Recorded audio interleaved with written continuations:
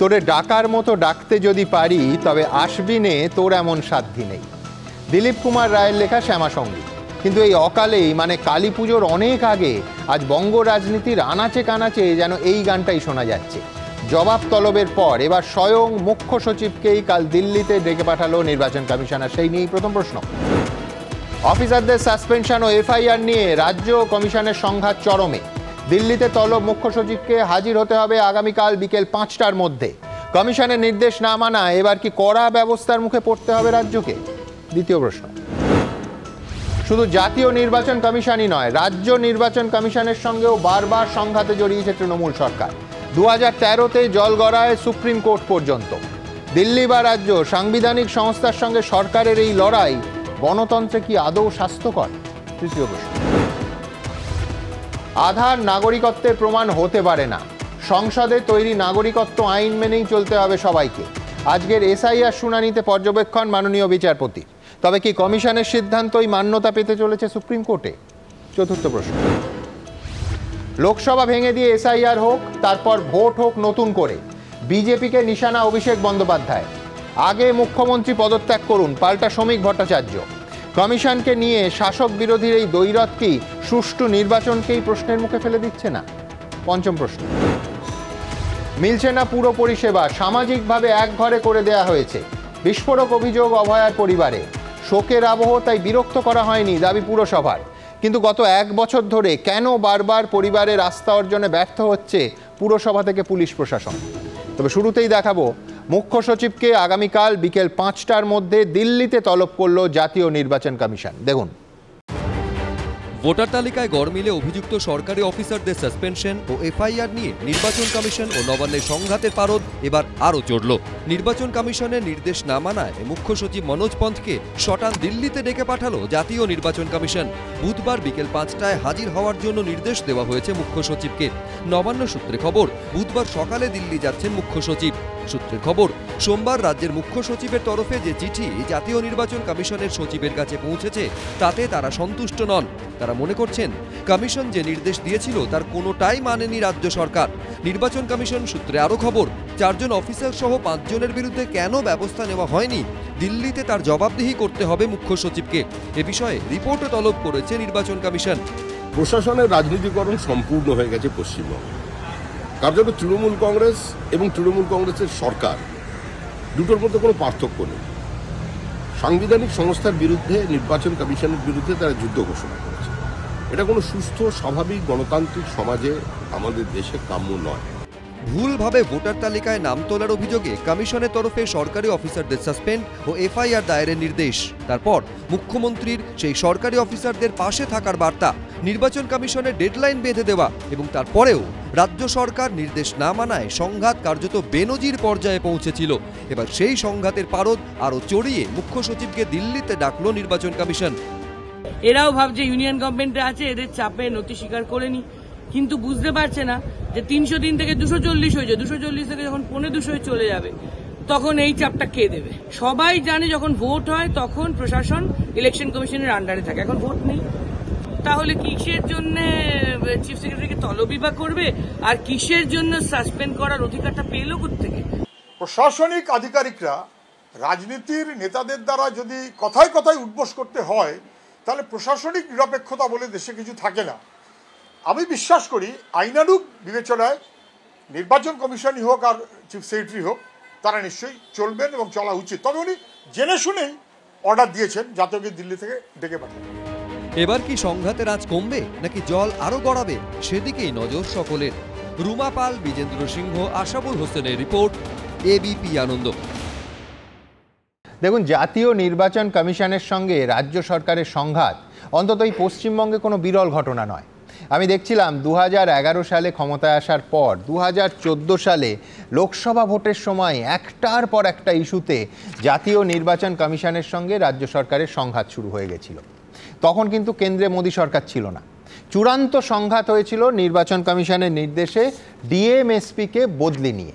কিন্তু 2025 সালে আজকের এই সংঘাতে যেটা নজিরবিহীন, সেটা হলো এই সংঘাত এখনই এমন চরম পর্যায়ে পৌঁছেছে যেটা কিন্তু এই রাজ্যে এমনকি গোটা দেশে কখনো হয়েছে বলে আমাদের অন্তত জানা নেই।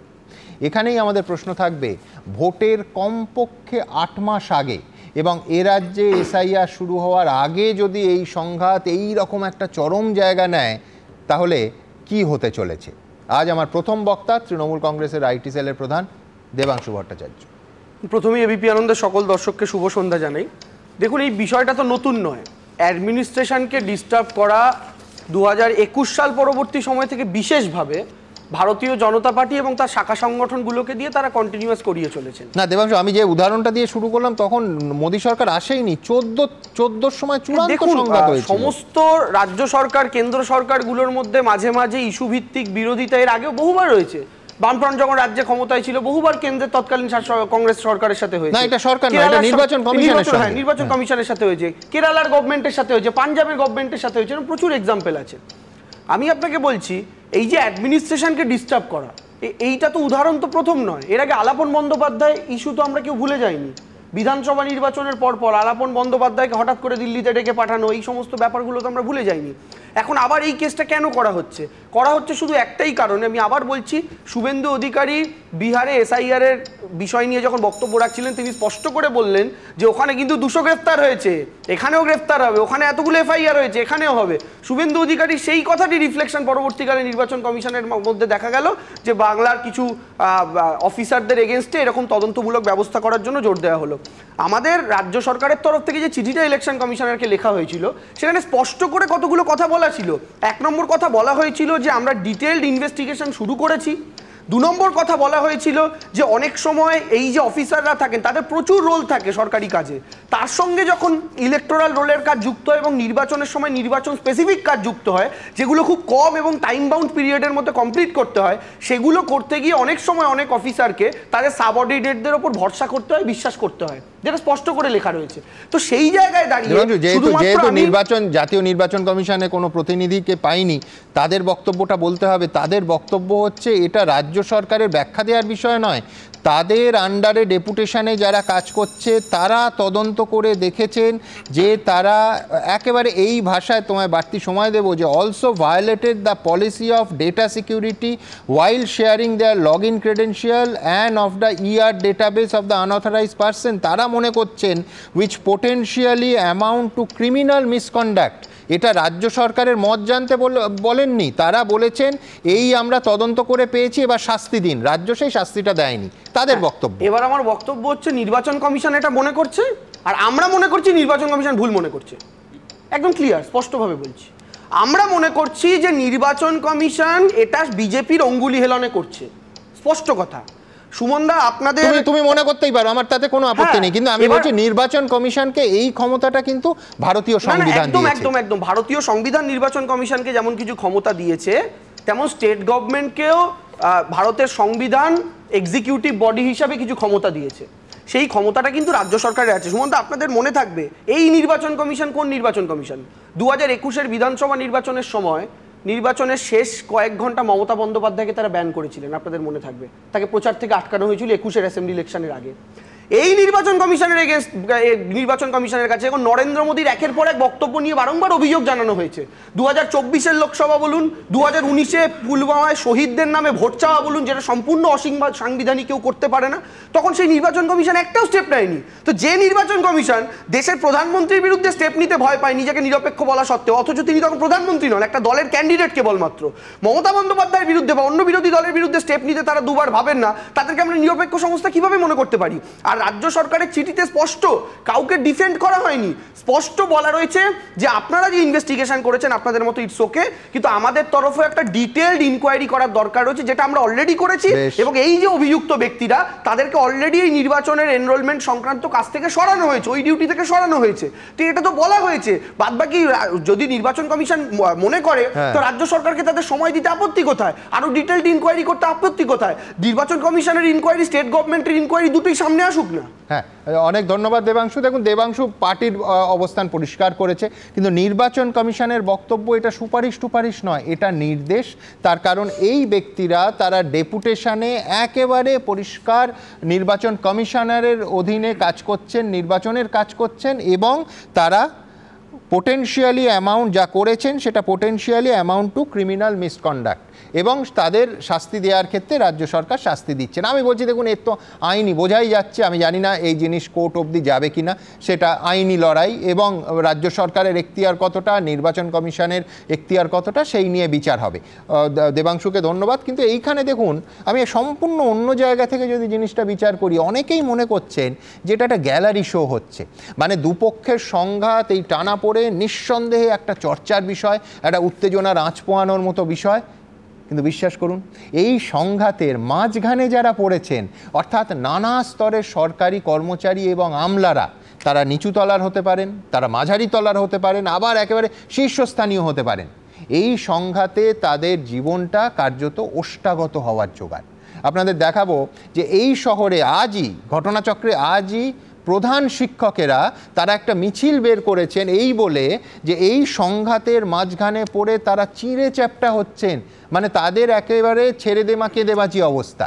আমি দ্রুত একবার এই শহরের সল্টলেকে করুণাময়ীতে প্রধান শিক্ষকেরা আজকে রাস্তায় নেমেছেন যে তারা আর পাচ্ছেন না এই দুপক্ষের চাপের মাঝখানে পড়ে। কি বলছেন তারা দেখাবো। অনেস্টলি কাজ করার পর কারো দোষে যদি কখনো কিছু হয়, আমরা তো সবটা জানবো না, কারণ স্কুলের শিক্ষকতা কাজটা আমাদের কাছে পেশা। এইটাকে যখন অতিরিক্ত বাড়েন দিচ্ছে, সেই কাজ করতে গিয়ে কোথাও ত্রুটি বিচ্যুতি হলে তাকে কারেকশন করে দেওয়ার দায়িত্ব ঊর্ধ্বতন কর্তৃপক্ষের। এবং সেটা যদি না হয় তাহলে পরে কি দাঁড়াবে, যে আমরা স্যান্ডউইচড হয়ে যাব। কেন্দ্র একরকমের বলছে, রাজ্য একরকমের বলছে, ইলেকশন কমিশন যখন বলছে তারা কাউকে ছাড়বে না বলছে, আবার রাজ্যের থেকে বলা হচ্ছে কারোরই কিছু করতে দেবে না, আবার একজনও যাতে ভোটার তালিকা থেকে বাদ না যায়। এই যে নানান ইস্যুগুলো সামনে আসছে, যেটা নিয়ে আমরা আতঙ্কগ্রস্ত, চিন্তিত এবং স্তম্ভিত হচ্ছে, এই ধরনের কাজ কিন্তু আগে কখনো হয়নি। নিজের বুথে গিয়ে কাজ করতে হবে। সবথেকে বড় সমস্যা হচ্ছে এখানেই, নিজের বুথে গিয়ে আপনি যাদেরকে চেনেন তাদের সঙ্গে বিএলও ডিউটি করাটা কিন্তু একটু সমস্যা। আমি বিশেষ ব্যাখ্যা করব না, সমস্যা রয়েছে। অবশ্যই পলিটিক্যাল কারণ থাকবেই, চাপ থাকবেই। আপনি যখন জানেন, ধরে যাক একটা যখন কোনো একটা স্টুডেন্ট লোক জানেন যে এ মারা গেছে বা জেনুইনলি গণ্ডগোলে আছে, আপনি তাকে সহজে বাদ দিতে পারবেন না। সেখানে একটা পলিটিক্যাল চাপ আসতে পারে। দেখুন, বাংলা একটা প্রবাদ আছে, রাজায় রাজায় যুদ্ধ হয়, উলু খাগড়ায় প্রাণ যায়। আমি বলছি আমার পরের বক্তা সজল ঘোষ। সজল, এই মানুষগুলো কিন্তু ভোটের মূল যে দায়িত্ব, সেই দায়িত্বটা সামলান। তারা দুপক্ষের মধ্যে এইভাবে স্যান্ডউইচ হয়ে গেলে স্বচ্ছ ভোটার তালিকা তো এমনিতেই হবে না। অর্থাৎ আমার প্রশ্নটা পরিষ্কার, এই সংঘাতে আদৌ সাধারণ মানুষের কোনো উপকার হচ্ছে কি? না, সাধারণ মানুষের জন্যই তো এই লড়াইটা। আপনি যে সংঘাতটা দেখালেন, এই সংঘাতটা প্রত্যেকটি গৃহস্বামীকে অনেক ক্ষেত্রে সামলাতে হয়। যে স্বামী মানে স্ত্রী একরকম কথা বলেন, মা একরকম কথা বলেন, তাকে ন্যায় কথাটা বলতে হবে। এখানে বিষয়টা হচ্ছে সংঘাতের কি আছে, কেউ যদি বুঝতে পারছেন, কেউ বুঝতে পারছেন, সাধারণ দর্শক বুঝতে পারে, আপনার জন্য শুধু নয়, আমি এই কথাটা তুলেছি। আমার বক্তব্য হচ্ছে আপনি আইন মেনে চলবেন। আপনি বুঝতে পারছেন যে এই মানুষটা মৃত ভোটারের নামে ভোট দিতে এসছে, তাহলে তাকে আপনি রাজনৈতিক চাপের কাছে যদি বশ্যতা স্বীকার করে আপনি যদি তাকে ভোট দিতে যান, তাহলে আপনি অনৈতিক কাজ করলেন। হয়তো অনৈতিক কাজটা অন্যর কাছে ফোর্সড হয়ে করলেন, বাধ্য হয়ে করলেন, কিন্তু তার দায়ভার তো আপনাকেই নিতে হবে। তার দায়িত্ব তো আপনি এড়াতে পারেন না, কারণ তার জন্য আপনি দায়িত্বপূর্ণ, আপনাকে দায়িত্বটা পালন করতে হবে। তাতে যদি আপনার উপর আক্রমণ হয়, সেটা সরকার সামলাবে, সরকারের দায়িত্ব তাকে রক্ষা করা। এটা কি বাস্তবতা? ধরো বুথে যে সরকারি অফিসার থাকে তাকে সরকার সামলায়, কথা বলেছেন, ক্যাডারদের হাতে মার খান তিনি। না, বাস্তবতা এটা নয়। তার কারণ এই রাজ্যের মুখ্যমন্ত্রী যখন মমতা ব্যানার্জি বা জ্যোতি বসুরা হয়, তখন বাস্তবতা নয়। আমার তো গুজরাটে এরকম হয় না, গুজরাটে তো এরকম কত মিছিল বেরোয় না, রোজ তো গুজরাটকে গালি দেন। উত্তরপ্রদেশ এত ভায়োলেন্ট রাজ্য, সেখানে তো এই ধরনের অভিযোগ আসে না, সেখানে তো এই ধরনের মিছিল করে বলে না। আসল দেখুন, পুরো এসআইআরটা হচ্ছে মমতা ব্যানার্জির নিজের খোঁড়া কবর। আজ সেখানে নিজেই গিয়ে পড়েছেন। ফেব্রুয়ারি মাসে তিনিই দাঁড়িয়ে বলেছিলেন, এই দেখো দুটো এপিক কার্ড, এই এপিক কার্ডে একই নাম্বার, হ্যাঁ এই রাজ্যে একরকম হচ্ছে, ওই রাজ্যে একরকম, তাহলে ফাটিয়ে দিয়েছিল। এই কংগ্রেসের পুরনো সিম্বলের লোকেরা যারা আছে আর কি, হ্যাঁ তারা ফাটিয়ে দিয়েছিল সেই সময়। আমার বক্তব্য হচ্ছে, আপনারা আমাকে বুঝিয়ে বলুন, আজকে এসআইআরটা তখন থেকেই তো কেন্দ্রীয় সরকার বা নির্বাচন কমিশন নড়ে চড়ে বসলো। সেই তখন কি হয়েছিল, একদল বাড়ি বাড়ি গিয়ে নিজেরাই ইন্সপেকশন শুরু করলো যে ভোটার লিস্ট দেখবো, আর একদল চলে গেল নির্বাচন কমিশনের দপ্তরে। আজকে তাদের কথার ভিত্তিতেই তো হচ্ছে। মমতা ব্যানার্জি কি বললেন, ইন্দোরে বললেন যে আমাদের কিছু আছে, ওই আমাদের কিছু ভিডিও আছে, তারা অন্য দলের কাছ থেকে রসগোল্লা খেয়ে এই সমস্ত বেআইনি কাজগুলো করে, বলেননি? আজকে তো সেই অফিসারদেরই তো চিহ্নিত করে দিয়েছে। মমতা বন্দ্যোপাধ্যায় যে বক্তব্যগুলো রেখেছিলেন সেই বক্তব্যগুলো কড়ায় গন্ডায় আজকে ইলেকশন কমিশন তারা বুঝিয়ে দিচ্ছে হিসেব। তো এখন আপনি বলছেন যে মানবো না। আমি কালকের আপনার একটা ইন্টারভিউ এখানে ঘন্টাখানেকটা শুনছিলাম, তাতে আপনারা বলছেন যে কোনো স্টেপ নেয়নি। আমি বলছি মমতা বন্দ্যোপাধ্যায় যথেষ্ট স্টেপ নিয়েছেন, যথেষ্ট স্টেপ ডাউন করেছেন। উনি এর আগের দিন বললেন আমরা মানবো না, কিসের জন্য মানবো, কোন আইন বলে মানবো? চিঠিতে নির্বাচন কমিশনকে কি সে কথা লিখলেন? সে কথা লিখলেন না, লিখলেন যে আমরা দুজন লোককে সরিয়ে রাখলাম, এই কাজ থেকে বিলম্বিত করলাম। সেটা যথেষ্ট অপমানজনক নয়? না না, এটা তো অপমানের প্রশ্ন নয়, কিন্তু লিখলেন না কোন ধারা কোন আইনে। 5 জনের মধ্যে একজন এমনিতেই অস্থায়ী কর্মী, তাকে সরানো না সরানো ইমেটেরিয়াল, বাকি 4 জনের মধ্যে একজনকে শুধু ডিউটি থেকে সরিয়ে দিয়েছেন। আর সজল, ইসি কি বলেছিল? ইসি বলেছিলেন যে এক হচ্ছে বিভাগীয় তদন্ত শুরু করতে হবে, সাসপেন্ড করতে হবে এবং এফআইআর করতে হবে। তিনটের একটা স্টেপও মানা হয়নি। মানেনি তো। মমতা ব্যানার্জি কি বলেছিলেন যে কোন অধিকার বলে, যেটা দেবাংশু এখনই বললো যে এখনো এমসি চালু হয়নি, এখন একজন বলেছিলেন একজন সরকারি কর্মচারীরও শাস্তি হয়নি, হয়নি কিন্তু না হয়নি, কিন্তু একজনকে হলেও নির্বাচনী কাজ থেকে যদি আপনি তাকে সরিয়ে নেন, আপনার 1 ইঞ্চি হলেও পেছনে আসা, এটাই প্রমাণ করে আগামী দিন উনি পুরোটাই পেছনে যাবেন। আর একটু সময় আমি নিই, সেটা হচ্ছে শুভেন্দু অধিকারী বলেছিল 200 অ্যারেস্ট হবে। আমি বলছি কালকে সূর্য পূর্ব দিকে উঠবে। কালকে সূর্য যদি পূর্ব দিকে ওঠে আপনি কি বলবেন আমার কথাই উঠেছে? এটা তো স্বাভাবিক যে বিহারে 200 অ্যারেস্ট হয়েছে বেআইনি কাজ করেছে বলে। সাবধান করেছিলেন যে আপনারা বেআইনি কাজ করবেন না, তার ফলে আজকে হেড স্যারেরা মিছিল করেছেন। হ্যাঁ, বলছে নির্বাচন কমিশনের লোকেরা সিপিএম এর হয়ে কাজ করে। কে বলতো এই কথা? তো আজ থেকে 14-15 বছর আগে মমতা ব্যানার্জি নিজে বলতেন। আজকে কেন এই কথা থেকে পিছিয়ে আসছেন? আমি বলছি মমতাকে ব্যান করা হয়েছিল, ভুলে যাবেন না, দিলীপ ঘোষকেও ব্যান করা হয়েছিল। আমি বলছি যে সজলদা শুরু করলি স্বামী স্ত্রীর ব্যাপার দিয়ে, তো আমি যে এখন এই স্বামী স্ত্রী সংসার এটাতে কোনটা আমি বলছি না, সজলদার কথা শুনে বড়দের থেকে তো শিখতে হবে, অভিজ্ঞতা আগে থেকে অর্জন করে রাখতে হবে। এখন বলছি আমি বলছি সুমনদা, সেটা হচ্ছে এখন এখানে স্বামীর রোল ভারত সরকার আর স্ত্রীর রোল নির্বাচন কমিশন প্লে করছে কিনা একই সংসারের মধ্যে থেকে আমরা সেটা বলতে পারছি না। কিন্তু যেটা বক্তব্য সেটা হচ্ছে দেখুন কোড অফ কন্ডাক্ট জারি হলো, যেটা মমতা বন্দ্যোপাধ্যায় বলছেন, কোড অফ কন্ডাক্ট জারি হওয়ার পর নির্বাচন কমিশনের আওতায় সবটা থাকে। দেখুন মূল যে অফিসাররা থাকে যারা জেলা চালান বা বিভিন্ন জায়গায় কাজ করেন, তাদের প্রায় অধিকাংশই কিন্তু নির্বাচন সংক্রান্ত কাজে ঢুকে যান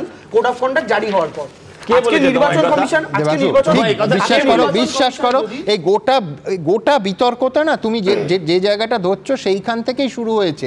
নির্বাচন কমিশনের বক্তব্য, নির্বাচনের নোটিফিকেশন বা কোড অফ কন্ডাক্ট চালু হওয়ার সঙ্গে এর কোনো সম্পর্ক নেই।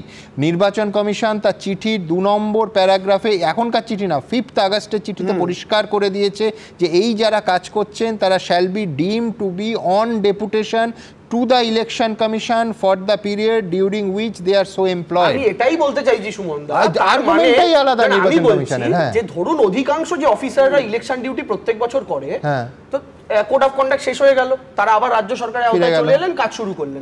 এবার নির্বাচন কমিশন যখন তখন যদি মনে করে আমি আমার রোল সংক্রান্ত এই সংক্রান্ত কাজে যখন তখন যাকে তাকে ডেকে পাঠাবো, তাহলে আলটিমেটলি তো নির্বাচন কমিশনই 5 বছর ধরে চালাচ্ছে অ্যাডমিনিস্ট্রেশন। না, তা তো নয়, নির্বাচন কমিশনই তো চালাচ্ছে। নির্বাচনের আগে ভোটার লিস্টের কাজটা নির্বাচনের কাজ। আমি বলছি সুমনদা, নির্বাচন এক সেকেন্ড, আমাদের পশ্চিমবঙ্গে বা প্রত্যেকটা রাজ্যে এভারেজে 5 বছরে 4টি ইলেকশন হয়। একটা পঞ্চায়েত, একটা পৌরসভা যেটা স্টেট ইলেকশন কমিশন করে, লোকসভা, বিধানসভা দেশের ইলেকশন কমিশন করে। তাহলে এক বছর আগে থেকে রোল ঠিকঠাক করার কাজ জন্য এখন শুরু হয়েছে। তো 1 বছর আগে আর 1 বছর করে ইলেকশন, 5 বছরে তো আপনার 4 বছর চলেই গেল। আমি বলতে চাইছি সুমন, এটার অর্থ হচ্ছে যখন তখন ইলেকশন কমিশন। তুমি খুব একটা বিপজ্জনক জায়গায় যাচ্ছ। এক্ষুনি সজল ঘোষ বলবে যে এই জন্যই তো আমরা এক দেশ আর এক ভোট করতে চাই, ওয়ান কান্ট্রি ওয়ান ইলেকশন। কিন্তু আমি বলছি আপনি যখন বলে দিলেন আমি বলবো না, আমি সেই কারণে এক ফেজে ইলেকশন করতে চাই। আমি বলছি শুনুন, চিন্তা হচ্ছে যে আবার দেবাংশুর আর্গুমেন্টের আরেকটা পিঠও আছে, সেই পিঠটা আরো ভয়ঙ্কর। সেটা হচ্ছে ধরুন তৃণমূলের শুরুর দিকে যে দাবিটা ছিল যে 24কে বেস করে সেটা সেই ভিত্তিতে 25 বা 26-এর নির্বাচন হবে, এটা তো হতে পারে না। তার কারণ প্রত্যেকটা ভোট থেকে আরেকটা ভোটের গ্যাপ যদি 1, 1.5 বা 2 বছরেরও হয়, প্রচুর মানুষ মারা যান, প্রচুর মানুষ পার্মানেন্টলি স্থায়ীভাবে তারা স্থানান্তরিত হন, প্রচুর মানুষ অন্য জায়গায় চলে যান, এইগুলো হতে থাকে। সুতরাং প্রত্যেকটা নির্বাচনের আগে ভোটার লিস্টটা আপডেট করা গণতন্ত্রের একটা ন্যূনতম শর্ত। কিন্তু বেশ মানে হচ্ছে ওটা রেখে কল্যাণ বন্দ্যোপাধ্যায় অন ক্যামেরা ক্লিয়ার করে দিয়েছে। আমি এই বিষয়টা, আমি দেবাংশুর কথার কোনো উত্তর দেবো না, কোনো যুক্তি নেই। আমি একটা কথা বলছি, অভিষেক বন্দ্যোপাধ্যায় যেটা আজকে বলেছেন, উনি একটা দারুণ কথা বলেছেন যে পার্লামেন্ট ভেঙে দেওয়া হোক। আমি বলছি হ্যাঁ ভেঙে দিন, ভেঙে গুঁড়িয়ে দিন, আমাদের কোনো আপত্তি নেই। পিসি ভেঙেছিল, আপনিও গিয়ে ভাঙুন, আমার কোনো আপত্তি নেই।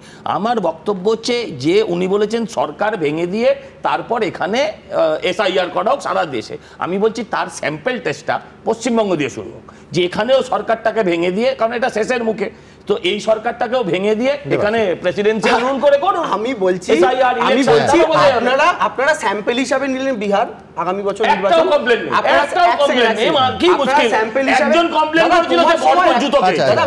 বিতর্ক করতে এসছো, মাঝে কথা বলে পাবলিক ভালোভাবে নেয় না, ভালো করে নেয়। আমি বলছি 18 থেকে 12 নেমেছো, একটু দাঁড়াও। আমি বলছি সুমনদা, আপনি বিহার করছেন, যেখানে বিহারে বিজেপির অবস্থা ততই বছর বিজেপি বুঝতে পারছে। সেকেন্ড করছে পশ্চিমবঙ্গ, সেম কন্ডিশন পশ্চিমবঙ্গে। আমাদের বক্তব্য সুমনদা খুব একদম প্রথম দিন আপনার যুক্তিতক্কে এসে এই কথা আমি বলি যে যদি 2024 লোকসভার আগে তাহলে ভারত সরকার করলো না কেন? আমার কথা এই ভোটার রোলটা যদি মনে হয় এতে ডুপ্লিসিটি রয়েছে, এই রয়েছে, ওই রয়েছে, বা ভুয়ো ভোটার বা বাংলাদেশি ঢুকে রয়েছে, আরে এই বাংলাদেশি সোকাল যদি ভোটার থেকে থাকে তাতে তো এই কেন্দ্র সরকারটাও তৈরি হয়েছে। আমি সায়নদীপের কাছে যাব, কিন্তু হ্যাঁ আমি বলছি এই একই আর্গুমেন্ট আজকে অভিষেক বন্দ্যোপাধ্যায় তিনিও বলেছেন এবং পাল্টা জবাব দিয়েছেন শ্রমিক ভট্টাচার্য। এই বলতে বলতে শুধু সজল বলল বলে, আর এটাও একটা বিস্ময়কর, জানেন সত্যি এই রহস্যের উত্তর কেন এটা হচ্ছে আমার কাছে নেই। সেটা হচ্ছে যে ধরুন ইলেকশন কমিশন অফ ইন্ডিয়া প্রতিদিন বিহারে SIR নিয়ে একটা ডেইলি বুলেটিন প্রকাশ করে। আমি বলছি 12 দিন পর, 13 দিন হতে চললো, 13 দিন পরেও দেখা যাচ্ছে কমপ্লেন, মানে যেটা BLA-রা অর্থাৎ রাজনৈতিক দলের যে এজেন্টরা ছিলেন, যারা হাতে কলমে কাজটা করেছেন BLO-দের সঙ্গে, তাদের তো কমপ্লেন থাকা স্বাভাবিক। বিশেষ করে যেখানে 65 লক্ষ নাম বাদ গেছে, তাদের 12টা স্বীকৃত দল আছে বিহারে, তার ভেতর CPIM থেকে শুরু করে ভারতীয় জনতা পার্টি থেকে সবাই আছে। আমি বলছি যে তাদের একজনেরও একটা অভিযোগ নেই, প্রত্যেকে অভিযোগের ক্ষেত্রে অফিসিয়ালি অভিযোগ বা আপত্তির ক্ষেত্রটা শূন্য। আমি বলছি এটা কি করে হতে পারে? তাহলে আমায় ধরতে হয় যে 65 লক্ষ লোকের নাম বাদ গিয়ে অত্যন্ত ঠিক কাজ করেছে নির্বাচন কমিশন। আমি বলছি দেখাও না, আচ্ছা আমি বলছি এটা অবশ্যই সজলেরটা বিবেচনা করা উচিত। যদি আমি বলছি আজকে 13 দিন হয়ে 1 মাস পরেও দেখা যায় যে এটা শূন্য আছে, এরাম নয় তো যে সব কটা রাজনৈতিক দল তথ্য প্রমাণ জোগাড় করে পরে শেষের দিকে চমক দেবে। কিন্তু আমি বলছি এখনো পর্যন্ত এটা একটা ধাঁধা, তার কারণ এতে সংসদ অচল থাকছে, দিনের পর দিন আমাদের জনপ্রতিনিধিরা সংসদে যাচ্ছেন, অচল থাকছে, আন্দোলন হচ্ছে, কিন্তু এখনো পর্যন্ত অফিসিয়ালি ইলেকশন কমিশন অফ ইন্ডিয়াকে কেউ তাদের কমপ্লেন জমা দিচ্ছেন না। আমি জানি না, আমি আসবো, কিন্তু তার আগে এই যে বিতর্কটা ইতিমধ্যেই যে অভিষেক বন্দ্যোপাধ্যায়ের সেই থিওরিটা যে যদি ভুয়ো ভোটার নিয়েই 2024 হয়ে থাকে তাহলে সবটাই ভেঙে দেওয়া উচিত, পাল্টা শ্রমিক ভট্টাচার্য বলছেন শুরু হোক পশ্চিমবঙ্গ থেকে। এই টানাপোড়েনের ছবিটা এইবার পরের প্রতিবেদনে। সোমে হাই ভোল্টেজ নির্বাচন কমিশন অভিযান, মঙ্গলে ফের প্রতিবাদ, ভোটার তালিকার বিশেষ সংশোধন নিয়ে উত্তাল দিল্লি।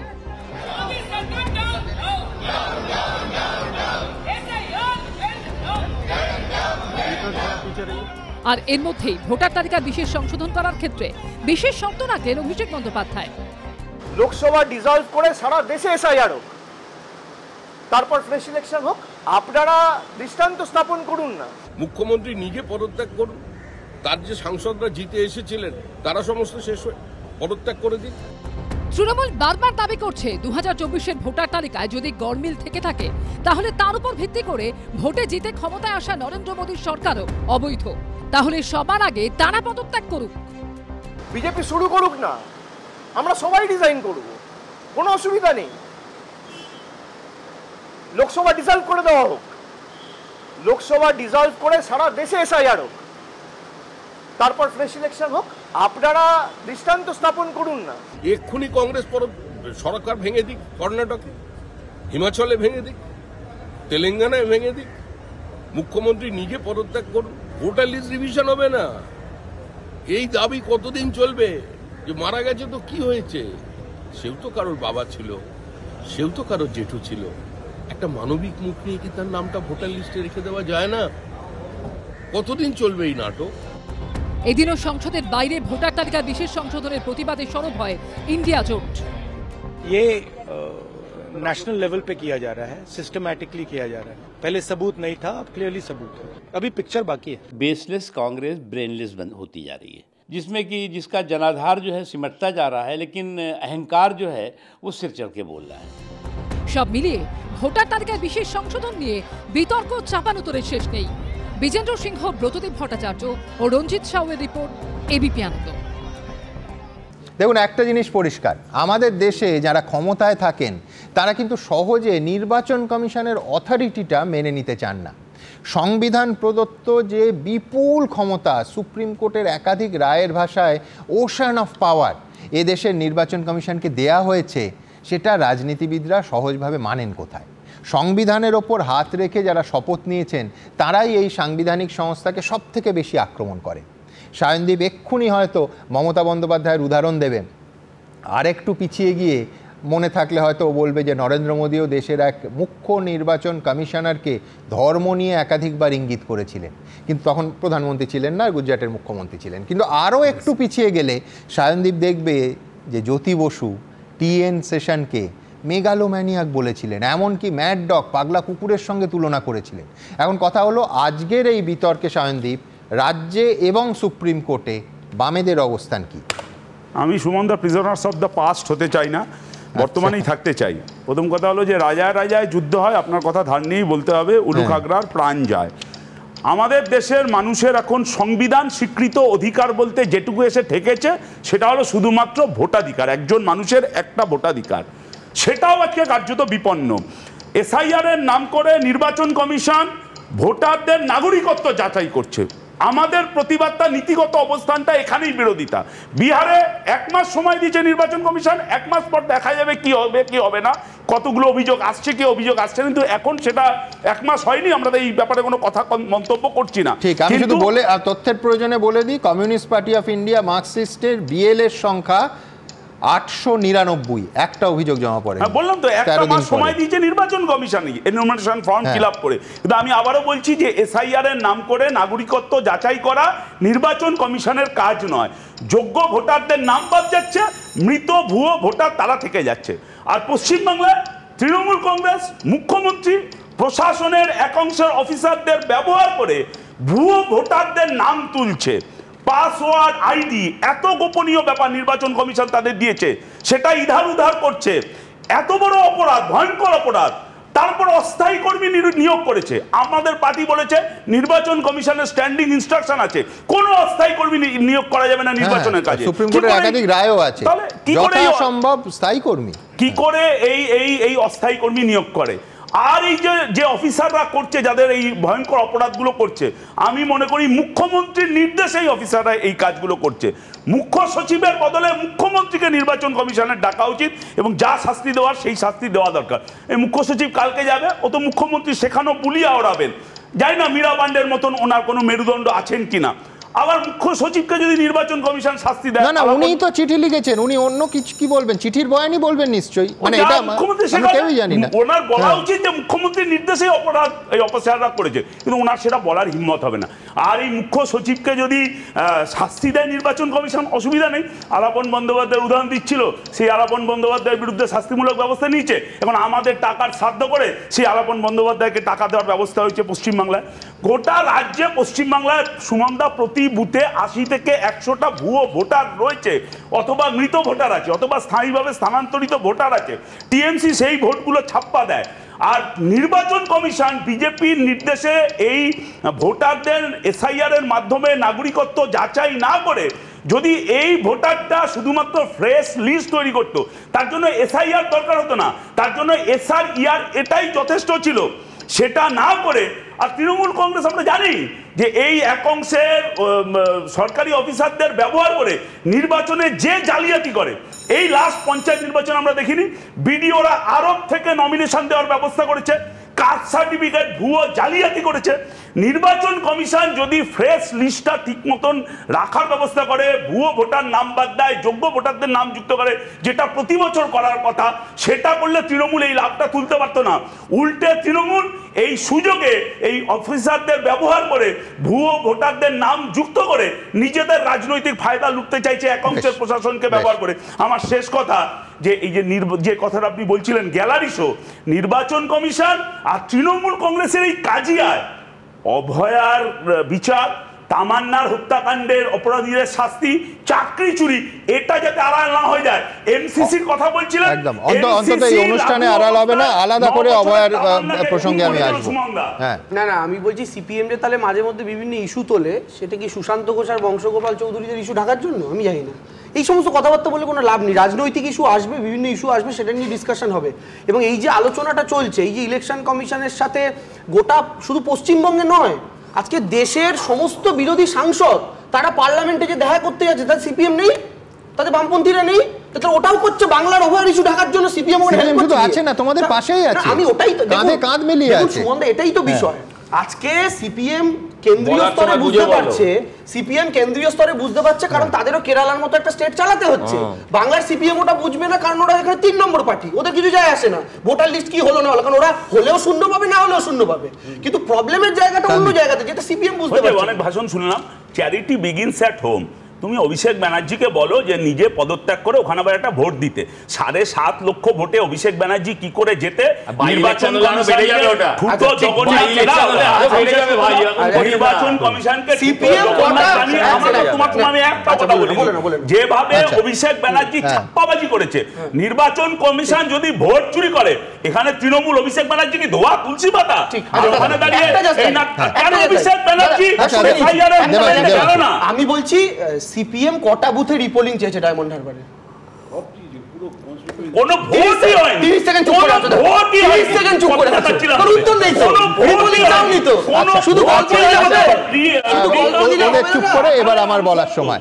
আমি এইখানে দেখাবো যে এই নির্বাচন কমিশনের সঙ্গে, আমি প্রথমে জাতীয়টাই ধরি, জাতীয় নির্বাচন কমিশনের সঙ্গে রাজ্য সরকারের সংঘাত কিন্তু নতুন কিছু নয়। লোকসভা ভোট, বিধানসভা ভোটের ক্ষেত্রে বারবার 2014, 19, 2024 কোথায় কোথায় এই সংঘাত কি চেহারা এসছে দ্রুত একবার দেখাবো, মনে করিয়ে দেবো। বিধানসভা ভোটের মাস কয়েক বাকি। এই আবহে 4 জন ERO-কে সাসপেন্ড এবং FIR দায়েরের নির্দেশ নিয়ে নির্বাচন কমিশন ও রাজ্য সরকারের সংঘাত একেবারে চরমে। এবারের মতো নজিরবিহীন পর্যায়ে না পৌঁছলেও জাতীয় নির্বাচন কমিশনের সঙ্গে রাজ্য সরকারের সংঘাত এই প্রথম নয়। লোকসভা ভোট হোক বা বিধানসভা, পুলিশ ও প্রশাসনের অফিসারদের বদলি নিয়ে নির্বাচন কমিশনের সঙ্গে বারবারই কার্যত সংঘাতের রাস্তায় হেঁটেছেন মুখ্যমন্ত্রী।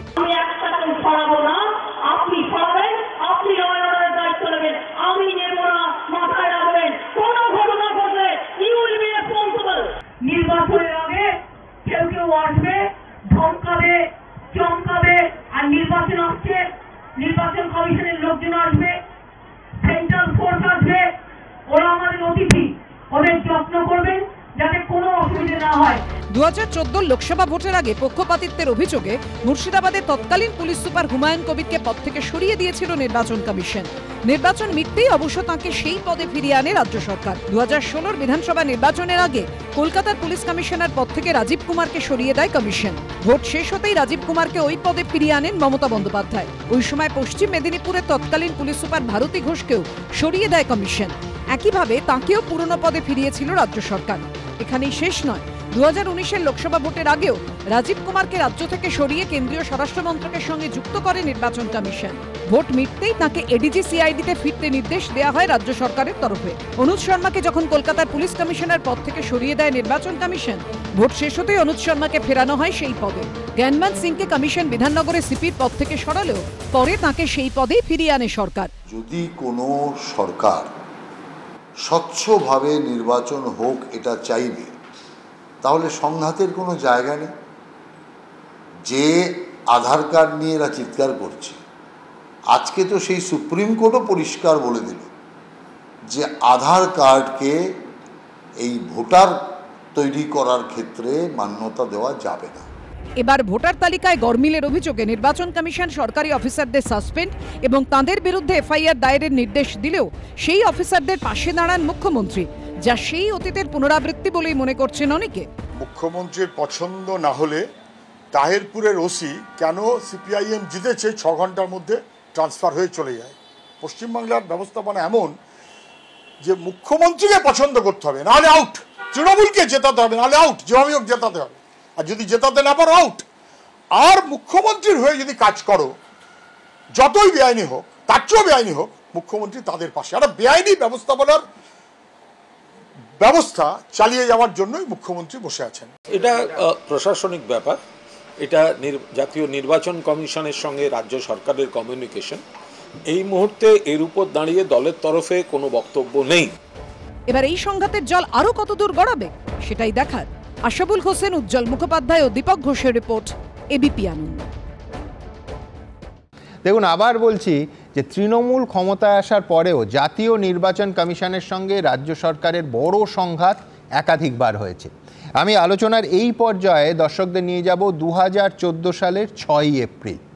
ঘটনাবলীর অত্যন্ত নাটকীয় পট পরিবর্তন হয়েছিল দুদিনের মধ্যে। একটু ফ্ল্যাশব্যাকে নিয়ে যাই।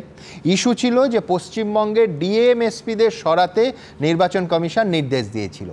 মঙ্গলকোটের সভা থেকে 6ই এপ্রিল মমতা বন্দ্যোপাধ্যায় জানিয়ে দিলেন যে একজন অফিসারকেও আমি সরাবো না, একেবারে পরিষ্কার চ্যালেঞ্জ করেছিলেন।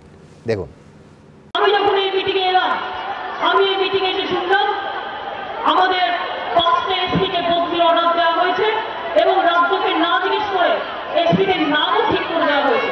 আমি একটা অফিসারকে সরাবো না। আমি চিফ মিনিস্টার থাকাকালীন আপনি অনুরোধ করুন যারা আপনি রাজ্যের মুখ্যমন্ত্রী হন। কিন্তু এর ঠিক দুদিন পরেই 8ই এপ্রিল দুর্গাপুরে হঠাৎ একটা সাংবাদিক সম্মেলন করলেন মমতা বন্দ্যোপাধ্যায়। সেখানে বললেন যে ডিএমএসপিদের সরাতে হবে, কিন্তু যেদিন নির্বাচন শেষ হবে সেই দিনই তাদের আবার সেই জেলায় ডিএমএসপি হিসেবে পুনর্নিয়োগ করা হবে দুদিনের মধ্যে। দেখুন, এই যাদের ডিএমএসপি থেকে সরানো হয়েছে তারাই কিন্তু ইলেকশন যেদিন ওভার হবে তারা সেই জেলায় ডিএমএসপি হিসেবে আবার অ্যাপয়েন্টেড হবে। ভাবছি এই নতুন ছেলেদের পোস্টিং করলাম, এরা গভর্নমেন্টের বিরোধিতা করবে। আরে ভাই, দে আর মাই অফিসার, এরা তো কিছু করবেই না। এরা তো বসে বসে শুধু অর্ডারটা দেবে আর ইলেকশন কমিশনে কিছু বলতে পারবে না, কারণ they have been posted by election commission. আমার পরবর্তী বক্তা বিশ্বনাথ চক্রবর্তী, কিন্তু তার আগে আমি একটা ডিসক্লেমার দেব যে এই যে ঘটনাবলীগুলো দেখালাম, এই গোটা ঘটনাটা কিন্তু হয়েছিল রাজ্যে নির্বাচন ঘোষণা এবং কোড অফ কন্ডাক্ট চালু হওয়ার পর। এখন এসআইআর এর ক্ষেত্রেও কি একই রকমভাবে নির্বাচন কমিশনের সিদ্ধান্তই চূড়ান্ত হিসেবে প্রমাণিত হবে, নাকি রাজ্য সরকারেরও কোথাও কোথাও আপার হ্যান্ড থাকবে? বিশ্বনাথ চক্রবর্তী। দেখুন সুমনদা, আইন যতটুকু দেখেছি বা অন্যরাও দেখেছেন, জনপ্রতিনিধিত্ব আইনের 1950 সালে জনপ্রতিনিধিত্ব আইনের 13cc ধারা, তাতে পরিষ্কার করে ডেপুটেশনে যখন নিয়ে যাচ্ছে তখন যে কোনো সরকারি কর্মচারী নিয়ন্ত্রণ করা, তত্ত্বাবধান করা এবং সুপারভাইজ করা কিন্তু ইলেকশন কমিশনের আন্ডারেই হয় ডাইরেক্টলি। এছাড়া সংবিধানের 324C ধারা উপধারা অনুসারে মানে এই এখতিয়ার ইলেকশন কমিশনের সাংবিধানিকগতভাবে তারা পেয়েছে এবং সেই সময়েও কিন্তু তাদের মানে পূর্ণ নিয়ন্ত্রণ, তত্ত্বাবধান এবং ডাইরেকশন দেবার এখতিয়ার আছে এই নির্বাচনী তালিকা তৈরি করার প্রশ্নে।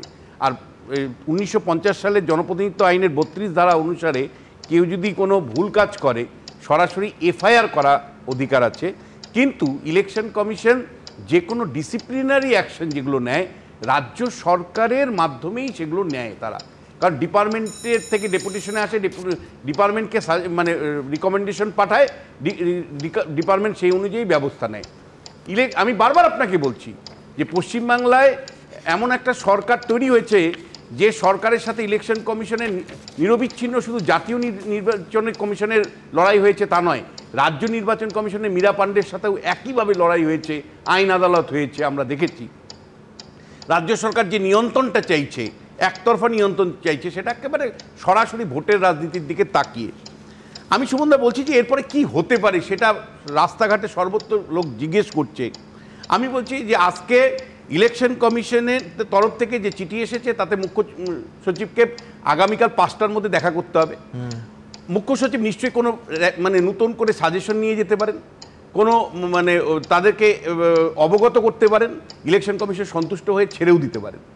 দ্বিতীয় যেটা প্রপোজিশন আছে, যেটা সম্ভাবনা আছে, সেটা ইলেকশন কমিশন অসন্তুষ্ট হয়ে পরিষ্কার বললেন যে আপনাকে আরও 24 ঘন্টা দিচ্ছি, তার মধ্য দিয়ে মানে সমস্ত যে আদেশগুলো পালন করতে হবে। ইলেকশন কমিশন যদি দেখে যে মুখ্য সচিব সেটা পালন করলেন না, সরাসরি গভর্নরের কাছে উনি রিকমেন্ড করতে পারেন to dismissal of the chief secretary. Chief সেক্রেটারিকে সরিয়ে দেওয়ার জন্য রাজ্যপালের কাছে তারা প্রার্থনা জানাতে পারেন এবং সেই ক্ষেত্রে রাজ্যপাল কি ব্যবস্থা নেয় সেটা দেখার। এবং একই সাথে ইলেকশন কমিশনের কাছে আরেকটা অপশন আছে, হলো সুপ্রিম কোর্টে গিয়ে মহামান্য আদালতের কাছে রাখা যে হুজুর আমাদের আইনের পরিধি এই আছে, তার উপর ভিত্তি করে আমরা রাজ্য সরকারকে আদেশ দিয়েছিলাম, সেটা তারা পালন করেনি, আপনারা জুডিশিয়ালি ডাইরেকশন দিন, সেটার সম্ভাবনাও আছে। কিন্তু একই সাথে আমি আপনাকে বলবো যে জায়গায় পৌঁছেছে তাতে কিন্তু মানে ইলেকশন কমিশনের হাতে একেবারে সরাসরি constitution breakdown of the constitutional মেশিনারির মতন একটা সুপারিশ করবার কিন্তু এখতিয়ার আছে। মানে ইলেকশন কমিশন সরাসরি রাষ্ট্রপতির কাছে দায়বদ্ধ, তারা সরাসরি রাষ্ট্রপতির কাছে এই মানে কথা বলতে পারে যে আমরা নির্বাচন পরিচালনা করার মতন অবস্থায় নেই পশ্চিমবাংলায়, ফলে এখানে 356 নম্বর ধারা জারি করা হোক, অর্থাৎ রাষ্ট্রপতি শাসন জারি করা হোক। এবং একই সাথে সেটা হলেও এটা কিন্তু জুডিশিয়াল রিভিউ তার আন্ডারে চলে আসবে। আমি বলছি জুডিশিয়াল রিভিউ আন্ডারে পাস করবে, কারণ এসআর মুম্বাই মামলায় যে রিয়ারেস্ট অফ দ্য রিয়ারেস্ট কেসে সেটা তো কোর্ট কি বলবে, কোর্ট একমাত্র জানে। আমি বলছি ইমার্জেন্সি করেছে, সেখানে ওরা মানে অ্যাম্পলি এভিডেন্স দেখাতে পারবে যে কেন আমরা রাষ্ট্রপতি শাসন জারি করছি, যে নির্বাচন প্রক্রিয়াটাই আটকে যাচ্ছে, দেশের কনস্টিটিউশনাল মেশিনারিটাই ব্রেকডাউন করছে।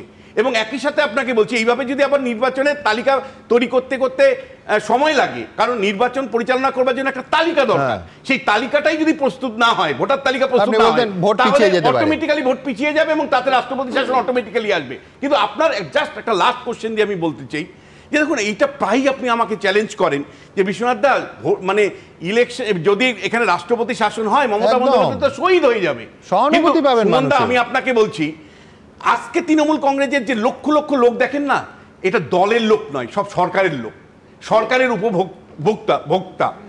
আজকে যেই মুহূর্তে সরকারটা চলে যাবে না, এই সরকারের সমর্থক লোকরা মানে কর্পূরের মতন উড়ে চলে যাবে। আমি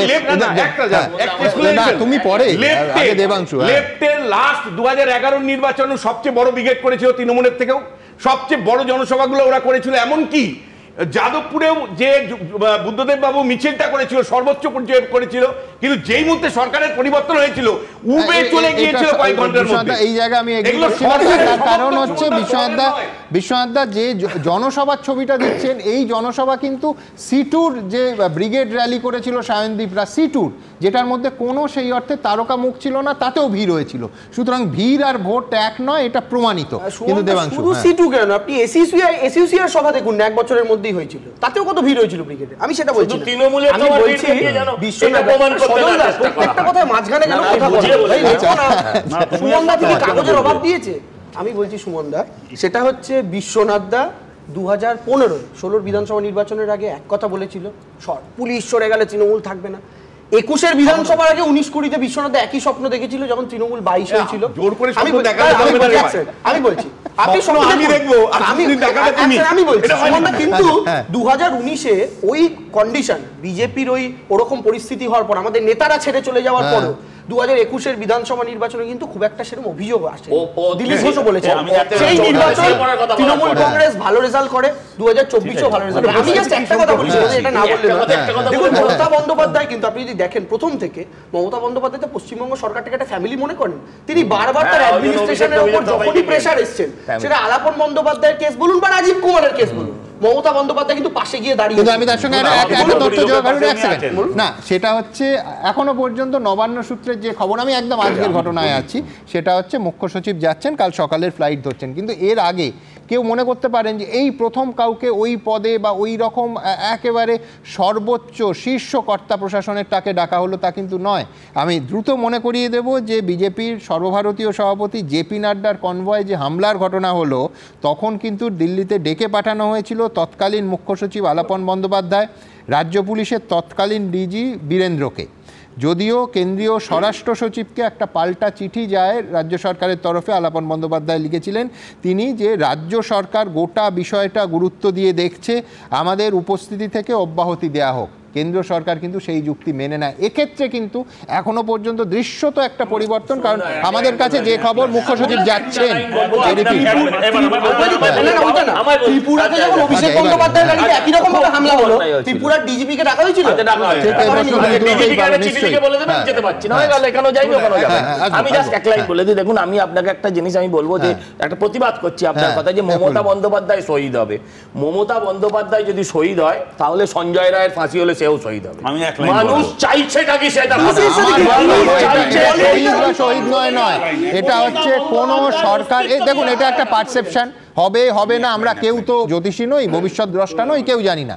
কিন্তু যখন নির্বাচিত সরকার পড়ে যায় বহু ক্ষেত্রে, ভারতের, আমি অন্য দেশেও যাচ্ছি না, ভারতে গণতন্ত্রে দেখা গেছে যে মানুষের একটা সহানুভূতি, যে সরকার পড়ে গেল বা যে সরকারকে সরিয়ে দেওয়া হলো বা যে সরকারকে ভেঙে দেওয়া হলো তার প্রতি যায়। এটা টাইম অ্যান্ড অ্যাবাউট বারবার দেখা গেছে। এখানে হবে কিনা আমি অন্তত জানি না।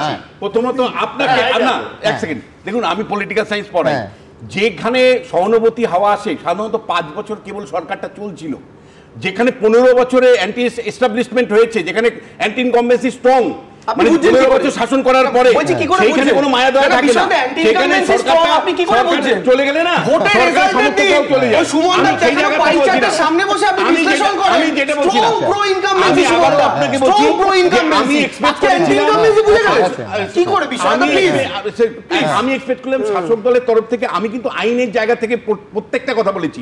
আমি বলেছি যে সংবিধানের এই ধারার বলে ইলেকশন কমিশনের এখতিয়ারের কথা, আমি বলেছি যে ইলেকশন পরিচালনা করবার জন্য একটা নির্বাচনী তালিকা বা ভোটার তালিকা দরকার, সেটা প্রস্তুত না করতে পারলে রাষ্ট্রপতি শাসন অটোমেটিক্যালি হবে। আমার সেই জায়গাটা মানে তোমরা মমতা বন্দ্যোপাধ্যায় কি রাষ্ট্রপতি শাসনটাকে ইনভাইট করছো? তোমরা কি বিষয়টা আইনের একটা কথা বলবি, একটা আইনের কথাটা আমি বলবো, আপনি তো সব আইন বলেছেন, আইনের কোন ধারা এটা বলা আছে, তৃণমূলের লোকেরা সরকারি যন্ত্র কাছে কোন ধারা বলা আছে, কখন মেসো বলে ডাকবো পরের কথা, কারণ ও বারবার বলছে যে আমি বলছি যখনই কি রাষ্ট্রপতি শাসন, কিন্তু বিজেপির কেন্দ্রীয় নেতারা চায় না পশ্চিমবাংলায়, ওরা চায় তৃণমূলের সরকার। দ্বিতীয় কথা তোমরা চাই সিপিএম চাই কিনা বলো, 2011 কি রাষ্ট্রপতি শাসন চায়? আমি 2011 পর আমাদের সিপিএম এর দলটা এখনো রয়েছে, এবং 2016 তৃণমূল যদি বিজেপি যদি 10% ভোট তৃণমূলের উধার না হতো, তাহলে গভর্নমেন্টটা তৃণমূলের পড়ে যেত। কিন্তু একটা ভোট যাক, তৃণমূল হারুক, কালকে দূরবীন দিয়ে দেবাংশুকে খুঁজতে হবে। যেমন বিজেপি যুক্তিটা দেয়নি, কিন্তু দেখুন আমার সঞ্চালকের দায়িত্ব হচ্ছে সবাইকে পয়েন্ট যোগানো এবং যুক্তি দেয়া। দেবাংশুর তরফে বলাই যায় যে বিশ্বনাথ দা বলছেন যে মানুষ প্রচণ্ড ক্ষুব্ধ, সরকার চলে গেলে মানুষই চলে যাবে। কিন্তু এই যে এতগুলো প্রকল্প, যেখান থেকে আমরা ডোল পলিটিক্স বলে সত্যি সত্যি তো প্রবলভাবে আমরা সমালোচনা করি যে কি দরকার পুজোর টাকা 1,10,000 টাকা প্রত্যেক পুজো কমিটিকে, প্রত্যেক ক্লাবকে এত টাকা কি দরকার, কিন্তু এটা দিয়ে যে একটা বেনিফিশিয়ারি গোষ্ঠী তৈরি হয় যারা কিন্তু সরাসরিভাবে, আপনি খারাপ অর্থে ধরতে পারেন, ভালো অর্থে ধরতে পারেন, সরকারের থেকে সরাসরিভাবে আর্থিকভাবে নিয়মিত প্রতি মাসে বা প্রতি সপ্তাহে লাভবান হচ্ছে। আমি বলছি সে তারাও কি কর্পূরের মতো বিশ্বনাথদার ভাষায় উবে যাবে? আমি জানি না, হতে পারে। আমি বলছি সব বেনিফিশিয়ারি যদি থাকতো তাহলে দেবাংশু আজকে জিতে আসতো, দেবাংশুকে হারলো কেন? ঠিক তাহলে মানে এই যুক্তি তো বিশ্বনাথদা, তাহলে প্রত্যেকটা বেনিফিশিয়ারি যদি আপনি রাষ্ট্রবিজ্ঞানের শিক্ষক, আপনি শিক্ষক, আমি আপনার ছাত্র, আমি আপনাকে একটা প্রশ্ন বলি, আপনার এই যুক্তিটাই যদি সত্যি, দাদা প্লিজ প্রত্যেকটা পয়েন্ট ডিসটার্ব করুন না প্লিজ। আমি বলছি বিশ্বনাথদা, আপনার এই কথাটা যদি সত্যি হয়, তাহলে ভারতের প্রত্যেকটা রাজনৈতিক দল 100% সিট জেতে, কারণ যে দুটো জিতবে না আপনি বলুন ওখানে তাহলে কাজ করেন, এইটা হতে পারে না। আমি জিতছে মানে সব চাকরি চুরি, দুর্নীতি, এবং তার আগে যা যা ঘটেছে নির্বাচনে জয় মানেই সব যদি মুছে যায়, তাহলে আর উন্নাও আর হাসরাস হয়নি উত্তরপ্রদেশে, কারণ পরের পর সব স্তরে হ্যাঁ মনে করিয়ে দেবো, ওদের ওটা মনে করিয়ে দেবো। হ্যাঁ আমার কাজই তাই, যে তাহলে যোগী নিশ্চয়ই সব ভালো কাজ করেছে, কিছু হয়নি উন্নাও আর হাসরাসে। আমি আচ্ছা আবার তুমি বলো না, কারণ তোমাকে আরেকটা মনে করিয়ে দিতে হবে। কিন্তু এইবার আমার পরবর্তী বক্তা জয়ন্ত নারায়ণ চট্টোপাধ্যায়ের কাছে যাব, কিন্তু তার আগে আপনাদের যেটা মনে করিয়ে দেবো সেটা হচ্ছে, দেখুন এই রাজ্য সরকারের সঙ্গে শুধু যে জাতীয় নির্বাচন কমিশনেরই বারবার সংঘাত হয়েছে তা নয়, রাজ্য নির্বাচন কমিশনকে রাজ্য সরকারই যাদের নির্বাচিত করে কমিশনার নিয়োগ করে এবং যার ক্ষমতাও জাতীয় নির্বাচন কমিশনের তুলনায় অনেক কম, সেক্ষেত্রেও কিন্তু সংঘাত এমন পর্যায়ে পৌঁছেছিল যে মীরা পাণ্ডের নেতৃত্বে, আপনাদের মনে থাকবে, রাজ্য নির্বাচন কমিশনকে হাইকোর্ট তারপর সুপ্রিম কোর্টের দ্বারস্থ হতে হয়। সেটা 2013 সাল। আবার 2015-তে তৃণমূল সরকারি যে WBCS অফিসার সুশান্ত রঞ্জন উপাধ্যায়কে কিছুটা প্রথা ভেঙে, তার আগে কোনো WBCS অফিসার ওই পদে বসেননি, প্রথা ভেঙে তাকে নিয়োগ করা হয়েছিল, তাকেও কিন্তু চাপের কাছে নতি স্বীকার করে মাঝপথে পদত্যাগ করতে হয়। সুতরাং সরকারের সঙ্গে সাংবিধানিক প্রতিষ্ঠানগুলোর লড়াই এ রাজ্যে অন্তত নতুন কিছু নয়। জয়ন্ত, কি মানবে আমার কথা? এর আগে তো দেখেছি, তুমি নিজেই বলে দিলে যে মীরা পাণ্ডে, তার সঙ্গে তৎকালীন সরকারের মতবিরোধ হয়েছিল এবং যতটা আমার মনে পড়ছে তিনি বলেছিলেন কেন্দ্রীয় বাহিনী দিয়ে ভোট করাতে তৎকালীন রাজ্য সরকার রাজি হননি। অবশেষে তৎকালীন রাজ্য সরকারকে তার মত মেনে নিতে হয়েছিল। আবার পাশাপাশি সুশান্ত রঞ্জন উপাধ্যায় তিনি কিন্তু 2015 সালে পদত্যাগও করেছিলেন। না, মেনে নিতে হয়েছিল না, মানে সুপ্রিম কোর্ট মানতে বাধ্য করেছিলেন। তুমি এটা বলবে যে মানতে বাধ্য করেছিলেন, মানতে বাধ্য হয়েছিল। একটু আগে তুমি যে কথা বলছিলে যে এর আগেও নজির রয়েছে, জেপি নাড্ডার উপরে আক্রমণ সংক্রান্ত কারণে মুখ্য সচিবকে বা ডিজিকে ডাকা হয়েছে। আমি কিন্তু বলবো আজকের এই পরিস্থিতি আর ওই পরিস্থিতি একদম এক নয়, কারণ ভোটাধিকার সংক্রান্ত বিভিন্ন আইন রয়েছে এবং সেই আইনগুলি গত কদিন তোমার এই অনুষ্ঠানে নিয়মিত আলোচনা হয়েছে। আমি একটু প্রেক্ষিতটা আলোচনা করতে চাইবো। মনে রাখতে হবে, ইলেকটোরাল রেজিস্ট্রেশন অফিসার হলেন একজন স্ট্যাটুটরি অথরিটি এবং প্রিপারেশন, তারপরে সুপার রিভিশন এবং ইলেকটোরাল রোল তৈরি সংক্রান্ত তার কিন্তু যাবতীয় অধিকার রয়েছে এবং এই ইআরও হলেন ইলেকশন কমিশনের অধীনে। কিছুদিন আগে সম্ভবত 5ই অগস্টের যে চিঠি আমরা দেখেছি, সেখানে 13 সিসি, আজকে বিশ্বনাথ দা 1950 সালের এই আইনের 13 সিসি ধারার কথা বললেন, যেখানে পরিষ্কার বলা হচ্ছে ডেপুটেশনে থাকবেন যে কর্মচারীরা তারা রাজ্য সরকারের অধীনে হলেও তারা কিন্তু সরাসরি ইলেকশন কমিশনের সুপারিনটেন্ডেন্স, কন্ট্রোল এবং ডিসিপ্লিনের অধীনে আসছেন। কাজেই যদি কখনো পাওয়া যায় guilty of any act, ওমিশন or breach of such official duty, তাহলে তার 3 মাস থেকে 2 বছর পর্যন্ত সাজা হতে পারে। এইবার একটা টুইস্ট এলো, ইলেকশন কমিশনের তরফ থেকে চিঠি এলো মুখ্য সচিবের কাছে, বলা হলো তাদের বিরুদ্ধে পদক্ষেপ নিতে, তাঁরা পদক্ষেপ নিলেন না। 8ই অগস্ট একটা চিঠি এলো সুজিত কুমার মিশ্র সেক্রেটারির কাছ থেকে টু দ্য চিফ সেক্রেটারি, বলা হলো initiation of disciplinary proceedings against them immediately প্রয়োজন। The commission has also directed the FIR shall be lodged. মানে বুঝতে পারছেন, এক্ষুনি ক্রিমিনাল কেস করতে বলা হচ্ছে। অর্থাৎ এটা এমন নয় যে দুটো ভুয়ো ভোটারের নাম আমি তুলে ফেলেছি, আধার কার্ড দেখবো না, ভোটার কার্ড দেখবো না, জমি জমার দলিল দেখবো, এই সংক্রান্ত কারণে তা নয়। যে সিক্রেট পাসওয়ার্ড, সেই পাসওয়ার্ডের গাফিলতির কারণে ভুয়ো নাম ঢুকে গেছে এবং পাসওয়ার্ডটা চালাচালি হয়েছে, যেটা সাইবার ক্রাইমেরও পর্যায়ে পড়ে। আমি এটা আগেও বলেছিলাম। এইবারে তোমরা বলছো কালকে, এবং গাফিলতিও নয়, কমিশন মনে করছে ইন্টেনশনালি করা হয়েছে, একেবারে ইন্টেনশনালি ঢোকানো হয়েছে। এবং এইবারে বলছো কালকে মুখ্য সচিব গিয়ে ওখানে কি করবেন সেটা 11ই অগস্টের চিঠিতে তিনি বলে দিয়েছেন। এবং কতটা হাস্যকর চিঠি আপনারা যদি শোনেন, বলছে pursuant to your letter an internal inquiry into the issue as well as a comprehensive review of the existing processes and procedures governing the conduct of the said exercise has been undertaken. কে বললো আপনাকে internal enquiry করতে? কোথায় তোমার সে সুযোগ আছে? সরাসরি FIR হবে, case চালু হবে, ইন্টারনাল এনকোয়ারি জায়গা নেই। কালকে আপনি গিয়ে কথাই বলবেন। তারপরের প্যারাগ্রাফে বলছে, you will kindly appreciate the district level officials and field officers have wide range of responsibilities and functions assigned to them. কই যখন ডাক্তারগুলোকে আপনারা ডেকে পাঠাচ্ছেন, তাদের বিরুদ্ধে একের পর এক মামলা দিচ্ছেন, তাদের থানায় হাজিরা দিতে হচ্ছে, তখন মনে হচ্ছে না যে তাদেরও তো ওয়াইড রেঞ্জ অফ রেসপন্সিবিলিটি থাকছে? তাহলে তাদের ডাকছেন কি করে এক্ষুনি? আর আপনারা এই লোকগুলোর ওয়াইড রেঞ্জ অফ রেসপন্সিবিলিটি আছে বলে এদের বিরুদ্ধে না কেস করবেন, না তাদের সাসপেন্ড করবেন। বলছে in addition to the electoral roll revision works, এছাড়া আরো তো কাজ করতে হয়, and other election related works which are time bound tasks, Therefore, there are occasions where certain functions are delegated to subordinate staff in good faith. আমার কথা হচ্ছে আজকে এই মুখ্য সচিবের বিরুদ্ধেও কিন্তু পদক্ষেপ নেওয়া যেতে পারে। বিশ্বনাথ দা কিছু কথা বলেছেন, রাজ্যপালের কাছে যাওয়া যেতে পারে বা সুপ্রিম কোর্টে যাওয়া যেতে পারে। আমি মনে করছি বলা হচ্ছে liable to prosecution by election commission as well as violation of all India service rules governing service rules of IAS cadres officers. আর একটা কথা বলে শেষ করব, এটা হয়তো আসেনি এখনো আলোচনায়, আমি এখানে আসবার আগে খুঁজতে 2008 সালের 20শে মার্চের একটা নোটিফিকেশন খুঁজে পেলাম, যেখানে বলা হচ্ছে disciplinary jurisdiction of election commission of India, immense power. আজকে যে কথাগুলো উঠছে আগেও হয়েছে না, আগে কথা ওঠেনি, আগের সরকারের বিরুদ্ধে এরকম জাল জোটচুরির অভিযোগটা ওঠেনি। আমি বলছি উনি যখন এই উদাহরণটা দিতে দিতে ডাক্তারদের কথা তুললেনি, আমি এইটাই বলছি যে যখন মেদিনীপুরে অভিযোগ উঠেছিল কদিন আগে, সেটা নিয়ে রাজ্য সরকার যখন ডাক্তারদের এগেনস্টে প্রাইমারি তদন্ত করে অভিযোগ খুঁজে পায় এবং তাদের বিরুদ্ধে অ্যাকশন নিতে এগোয়, তখন কিন্তু জয়ন্ত দাদের মতো মানুষরাই বলেছিলেন ইনডেপথ তদন্ত না করে ইনডেপথ স্যালাইন কাণ্ডটা অন্য কেস, এ মামলা আমি করেছি, তার সঙ্গে এটা তুলনা হয় না। কোথায় স্যালাইন কাণ্ড, কোথায় এটা নিয়ে আসছেন বলেন, আমি তুলনাটা দিই, তারপরে ছেলে মানুষের কথাবার্তা হয়ে যায়। আমি বলছি তখন যখন ডাক্তারদের এগেইনস্টে অ্যাকশন নেওয়া হয়, তখন এই জয়ন্ত দারাই বলেছিলেন যে ইনডেপথ তদন্ত না করে কেন অ্যাকশন নেওয়া হচ্ছে। তো আজকে এই ব্যাপারটা উল্টো বলছেন কেন?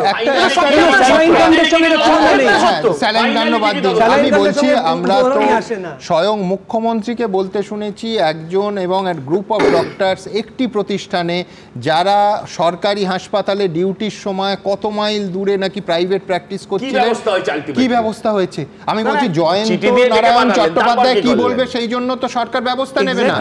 ডাক্তার বাবু যদি গরিত কাজ করেন সরকার ব্যবস্থা নেবে, এটা কে কি বললো তাতে কি যায় আসে?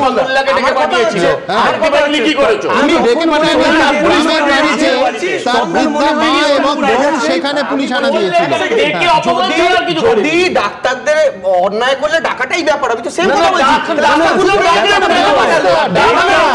আমি আসবো, কিন্তু আমি বলছি যেহেতু এই অংশের পরবর্তী সময় ডাক্তারবাবুদের কথা আছে, আমি এইখানে দাঁড়িয়ে টানলাম এবং পরে আপনাদের দেখাবো। যেহেতু মীরা পাণ্ডের কথা হলো, রাজ্য নির্বাচন কমিশনের সঙ্গে রাজ্য সরকারের সেই নজিরবিহীন সংঘাত দ্রুত একবার মনে করে দেবো, তারপর অবশ্য সুশান্ত রঞ্জন বাবুর কথাও আসবে। দেখুন, একদিকে রাজ্য সরকার, অন্যদিকে ভোট করানোর দায়িত্বপ্রাপ্ত নির্বাচন কমিশন। 26-এর বিধানসভা ভোটের যখন কয়েক মাস মাত্র বাকি, তখন ভোটার তালিকায় গরমিলের অভিযোগ এবং তার প্রেক্ষিতে সরকারি অফিসারদের সাসপেন্ড ও এফআইআর দায়েরের নির্দেশ নিয়ে এই দুপক্ষের সংঘাতের আঁচে ফুটছে রাজনীতি, যাতে নতুন মাত্রা যোগ করল মুখ্য সচিবকে নির্বাচন কমিশনের দিল্লিতে তলব। মমতা বন্দ্যোপাধ্যায়ের যে ভয়, সেই ভয়ে উনি ব্যবস্থা নিতে পারেননি। তো এবার নির্বাচন কমিশন একটি সাংবিধানিক সংস্থা, তারা তাদের যে এখতিয়ার ভারতবর্ষের সংবিধান তাদেরকে দিয়েছে, সেই এখতিয়ারের বলের বশবর্তী হয়ে তারা ব্যবস্থা নেবে, সেই বলকে প্রয়োগ করবে, প্রয়োগ তো করা উচিত। বিজেপির নির্দেশে জাতীয় নির্বাচন কমিশন এখতিয়ার বহির্ভূত অতি সক্রিয়তা দেখাচ্ছে কি না, সেটা নিয়েও খতিয়ে দেখার প্রয়োজন রয়েছে। এই উত্তপ্ত পরিস্থিতি অনেককে মনে করিয়ে দিচ্ছে 2013 এবং 2015 সালের কথা, যখন কমিশনের সঙ্গে রাজ্য সরকারের এরকম সংঘাত নিয়েই রাজ্য রাজনীতিতে তোলপাড় পড়ে গিয়েছিল। তবে সেই কমিশন ছিল রাজ্য নির্বাচন কমিশন। 2013 সালের পঞ্চায়েত ভোটের সময় তৎকালীন রাজ্য নির্বাচন কমিশনার মীরা পাণ্ডের সঙ্গে সরাসরি সংঘাতের রাস্তায় হেঁটেছিল তৃণমূল সরকার, যা শেষ অবধি সুপ্রিম কোর্ট অবধি গড়ায়। রাজ্য সরকার চেয়েছিল 2 দফায় পঞ্চায়েত নির্বাচন, নিরাপত্তায় থাকুক ভিন রাজ্যের পুলিশ। কিন্তু তৎকালীন রাজ্য নির্বাচন কমিশনার মীরা পাণ্ডের স্পষ্ট বক্তব্য ছিল, সুষ্ঠু ভোট চাইলে আরও বেশি দফায় ভোট করতে হবে, মোতায়েন করতে হবে কেন্দ্রীয় বাহিনী। এই নিয়ে কম আক্রমণের মুখে পড়তে হয়নি মীরা পাণ্ডেকে। একবার জিজ্ঞেস করিনি, আমাদের একবার জিজ্ঞেস করিনি, প্রয়োজন মনে করিনি, যা ইচ্ছে গায়ে জোর করেছে। এর বদলা আমি নেব, মানুষকে বলবো নিতে গণতন্ত্রের মধ্যে দিয়ে। আমাদের 185 জন তৃণমূল কংগ্রেসের আছে, এছাড়াও আরো 2 জন এসছে, 187 জন, আরো 3 জন দার্জিলিং এর ওরাও আমাদের সমর্থন দিচ্ছেন, 190 জন, আরো 500 জন আমার এমএলএ থাকলে আমরা আইনত সাংবিধানিক যে ব্যবস্থা নিয়ে নিশ্চয়ই সরিয়ে দিতে পারতাম। কিন্তু তৎকালীন রাজ্য নির্বাচন কমিশনার মীরা পাণ্ডে এতটুকু নতি স্বীকার করেননি। সুষ্ঠুভাবে ভোট করাতে সুপ্রিম কোর্ট অবধি গিয়েছিলেন তিনি। শেষ অবধি সর্বোচ্চ আদালতের রায় গিয়েছিল রাজ্য নির্বাচন কমিশনের পক্ষেই। ভারতবর্ষে ইলেকশন করানোর দায়িত্ব ইলেকশন কমিশন অফ ইন্ডিয়ার। তারা মনে করেছেন কিছু কিছু অফিসারের এগেনস্টে স্টেপ নেওয়া উচিত। এখন যদি ওয়েস্ট বেঙ্গল গভর্নমেন্ট বলেন যে আমি মানব না, সেটা তো একটা কনস্টিটিউশনাল ফেলিয়ারের মতো হয়ে দাঁড়ায়। আমার সঙ্গে সেন্ট্রালের যে গভর্নমেন্ট আছে, তার সঙ্গে যে পলিটিক্যাল পার্টি যে গভর্নমেন্ট চালায়, তার সঙ্গে আমার সম্পর্ক ভালো নয়। আমি যে গভর্নমেন্টটা চালাই এখানে, যে পলিটিক্যাল পার্টি, তার সঙ্গে ওদের সম্পর্ক ভালো নয় বলে আমি কনস্টিটিউশনাল ব্রেকডাউন করতে পারি না। মীরা পাণ্ডের পর রাজ্য নির্বাচন কমিশনারের দায়িত্বপ্রাপ্ত সুশান্ত রঞ্জন উপাধ্যায়ের পদত্যাগ নিয়েও বিস্তর বিতর্ক হয়েছিল। 2015 বিরোধীদের চাপের মুখে বিধাননগর, আসানসোল ও বালিপুর এলাকার ভোট গণনা স্থগিত রাখার সিদ্ধান্ত নিয়েছিলেন তৎকালীন রাজ্য নির্বাচন কমিশনার সুশান্ত রঞ্জন উপাধ্যায়। এরপরই কমিশনের বাইরে বিক্ষোভে বসে তৃণমূল। কমিশনের উদ্দেশ্যে হুঁশিয়ারির সুর তৃণমূলের তৎকালীন মহাসচিব পার্থ চট্টোপাধ্যায়ের গলায়। যদি দেখা যায় যে এখনো পর্যন্ত কোন রকম মন্তব্য, কোন রকম বিজ্ঞপ্তি প্রকাশ করছেন না নির্বাচন কমিশন, তাহলে মিছিলের মুখও কিন্তু কালকে এই নির্বাচন কমিশনের দপ্তর। পরদিনই রাজ্য নির্বাচন কমিশনার পদে ইস্তফা দেন Sushanta Ranjan Upadhyay. In the past আমরা দেখেছি যে ইলেকশন কমিশনে কতখানি পাওয়ার থাকতে পারে। যতখানি পাওয়ার থাকে সেটাকে এক্সারসাইজ করা, তার জন্যে পার্সোনালিটি দরকার, তার জন্যে মনের দৃঢ়তা দরকার। মীরা পাণ্ডে ওয়েস্ট বেঙ্গল ইলেকশন ব্যাপারে কীভাবে দৃঢ়তার সঙ্গে তিনি পরিচালনা করেছিলেন এবং সাকসেসফুলি। সুতরাং সেসবগুলোকে মনে রেখে আমার মনে হয় আমাদের দেখতে হবে যে এখন চিফ ইলেকশন কমিশন কী পদক্ষেপ নেন। জাতীয় নির্বাচন কমিশনের সঙ্গে রাজ্য সরকারের সংঘাতের আবহে অনেকেরই স্মৃতিতে ফিরে আসছে রাজ্য নির্বাচন কমিশনের সঙ্গে রাজ্য সরকারের সংঘাতের এই অতীত। কৃষ্ণেন্দু অধিকারীর রিপোর্ট, এবিপি আনন্দ। দেখুন, এবার সম্পূর্ণ অন্য একটা দৃষ্টিকোণ থেকে দেখা যাক। এর আগে বহুবার আমরা দেখেছি যে ভোটের দিনক্ষণ ঘোষণার পর এসপি এবং ডিএমকে নির্বাচন কমিশন সরিয়ে দিয়েছে। তারপর দেখেছি খোদ এই রাজ্যে ডিজিপিকে কমিশন সরিয়ে দিচ্ছে। তারপর দেখলাম যে রাজ্য প্রশাসনের দ্বিতীয় সর্বোচ্চ আমলা স্বরাষ্ট্র সচিব অত্রি ভট্টাচার্যকে 2019 সালে কমিশন সরিয়ে দিচ্ছে। কিন্তু আজ দেখলাম প্রশাসনের সর্বোচ্চ আমলা মুখ্য সচিবকে আগামীকাল বিকেল 5টার মধ্যে দিল্লিতে তলব করল নির্বাচন কমিশন। হয়তো এটাই দেখা বাকি ছিল। কোথাও কি প্রশাসনের একটা অসম্মান হচ্ছে? আর তার থেকেও বড় প্রশ্ন, যদি হয় কার দোষে হচ্ছে? শুভময় মৈত্র কি বলেন? না সুমনবাবু, যেটা মূল বিষয় দাঁড়াচ্ছে সেটা হচ্ছে আমাদের একটা সংবিধান লেখা হয়েছিল, তারপর সংবিধানকে চ্যালেঞ্জের মুখে ফেলাটাই তো গণতন্ত্র। তৃণমূল কংগ্রেস মোটের ওপর যে জায়গাটায় নিয়ে গিয়ে দাঁড় করিয়েছে, আপনি ঠিক যেটা মনে করেন যে অধ্যাপককে মেধাবী ছাত্রের লক্ষ্য নিয়ে হচ্ছে চ্যালেঞ্জের মুখে ফেলা। সুতরাং সংবিধান তো সব কিছু যে দেখে একটা কমপ্লিট সিস্টেম রেডি করে গেছে এমন তো হতে পারে না। ফলে আজকে যে ঘটনাটা আপনি দেখছেন আর কি, এইটা সংবিধানকে চ্যালেঞ্জের সামনে ফেলা হয়েছে। সংবিধান নতুনভাবে বিবর্তিত হবে, অর্থাৎ ভারতের গণতন্ত্রের পক্ষে তৃণমূল কংগ্রেস অবশ্যই এমন একটা পরিস্থিতি তৈরি করছে যাতে নতুনভাবে আমাদের ভাবতে হচ্ছে। এটা গণতন্ত্রের পক্ষে ভালো। দ্বিতীয় যে মুশকিলটা দাঁড়াচ্ছে সেটা হচ্ছে যে একটা টার্বুলেন্স। এখন যারা প্লেন নিয়ে গবেষণা করেন জানেন যে প্রচণ্ড টার্বুলেন্স বেড়ে যাচ্ছে। এর মধ্যে ভাবুন বর্ষাকাল, যারা প্লেনে ওঠেন তারা জানেন এই বর্ষাকালে প্লেনে সারাক্ষণ ওঠানামা, এবং এই মুহূর্তে আবার মুখ্য সচিবকে কাল ভোরবেলা উঠে গোটা বিষয়টা যেটা দাঁড়াচ্ছে, আপনি একটু আগে বলেছিলেন যে গ্যালারি শোয়ের কথা, আমি মনে করি না। তৃণমূল বিজেপি সেটিং টাইটিস নিয়ে আমরা সারাক্ষণ কথাবার্তা বলি, এই ধরনের যে অসুখ পশ্চিমবঙ্গে আছে, কিন্তু একেবারে নির্বাচন কমিশনের সঙ্গে যে তৃণমূল কংগ্রেস কোনো একটা বিষয় যেটা গ্যালারি শো, হয়তো ততটা নয়। ঘটনাটা যেটা দাঁড়াচ্ছে সেটা হচ্ছে যেহেতু গণতন্ত্র একটা চ্যালেঞ্জের মুখে পড়ছে, এবং এই চ্যালেঞ্জের মুখে পড়ার মূল কারণটা কি?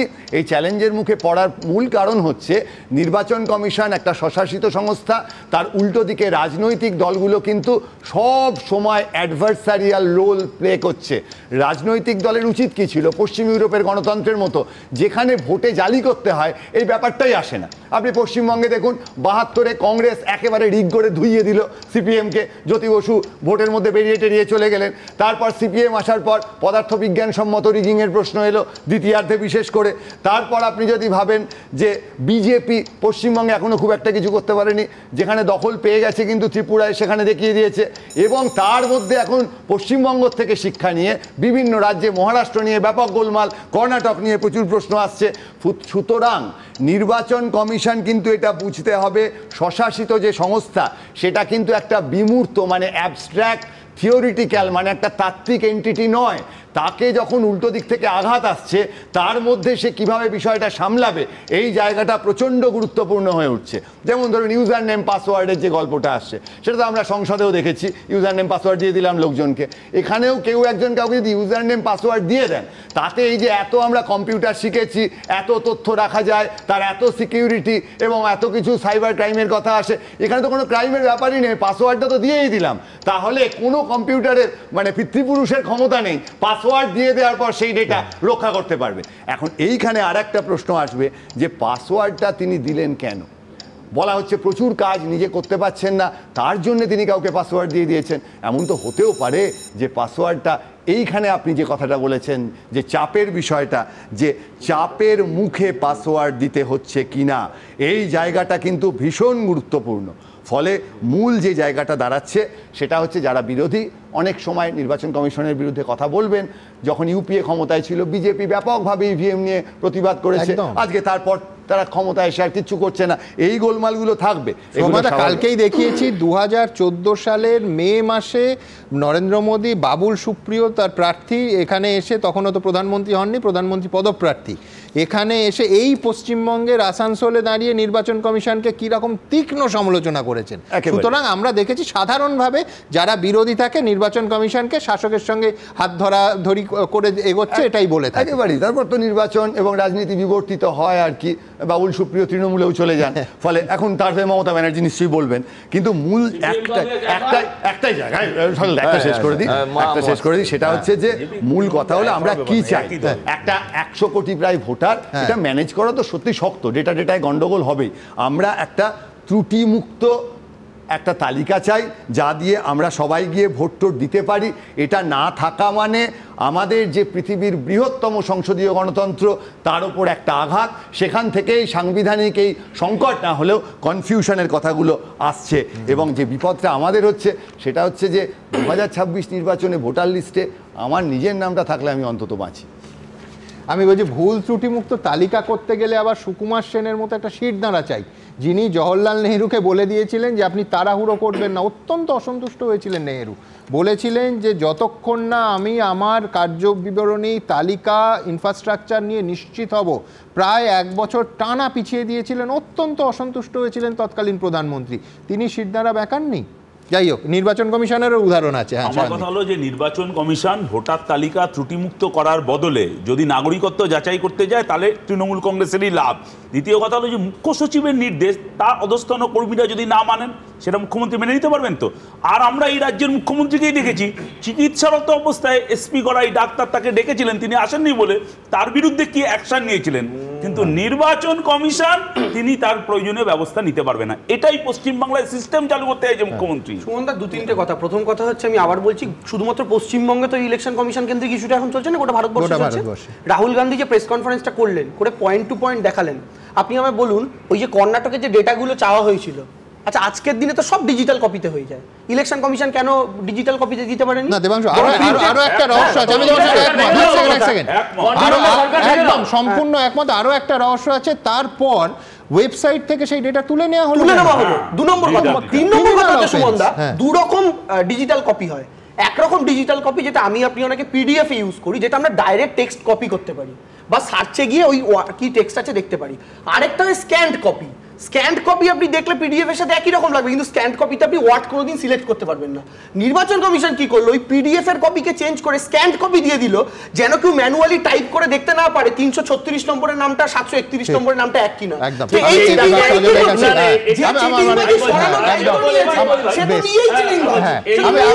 দেবাংশুকে ভাল লাগছে যে বসন্তের কোকিলের একটা থিওরি নিয়ে কি চমৎকার দেবাংশু সমর্থন করলো। এই যে আপনার ওয়েমার সিটের যে ব্যাপারগুলো আছে কিন্তু বসন্তের কোকিল গ্রীষ্মকালের কাক হয়ে গেছে কিনা আমরা জানি না। আরেকটা কোনো ফাইল সিস্টেম ব্যবহার করা হয়েছিল যাতে তারাও সেখানে পরিবর্তন করে দিতে পারে। আমি বলছি দেখুন, আপনি কর্ণাটক বললেন, শুভময়দা বললেন, আমার ভোট যেন সুরক্ষিত থাকে। আপনাকে অ্যাসিওর করা হচ্ছে বিহারকে দেখে শিখুন, বিহারকে দেখে শিখুন, এদের কথায় কান দেবেন না।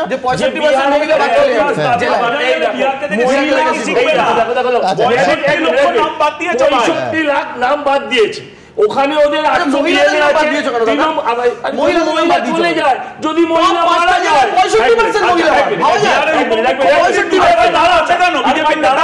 একসাথে জোট হয়ে গেলে মুশকিল। আমার বক্তব্য হচ্ছে, আমাকে বলুন যদি এত অভিযোগ সেগুলো সব বাংলার তৃণমূল, বাংলার সিপিএম নেতাদের। আমার প্রশ্ন, বিহারে তো সিপিএম আছে, তৃণমূলটা না হয় নেই, আমি ধরে নিলাম। আমার প্রশ্ন হচ্ছে, তারা এই প্রশ্নগুলো বিহারে গিয়ে কেন করছে না?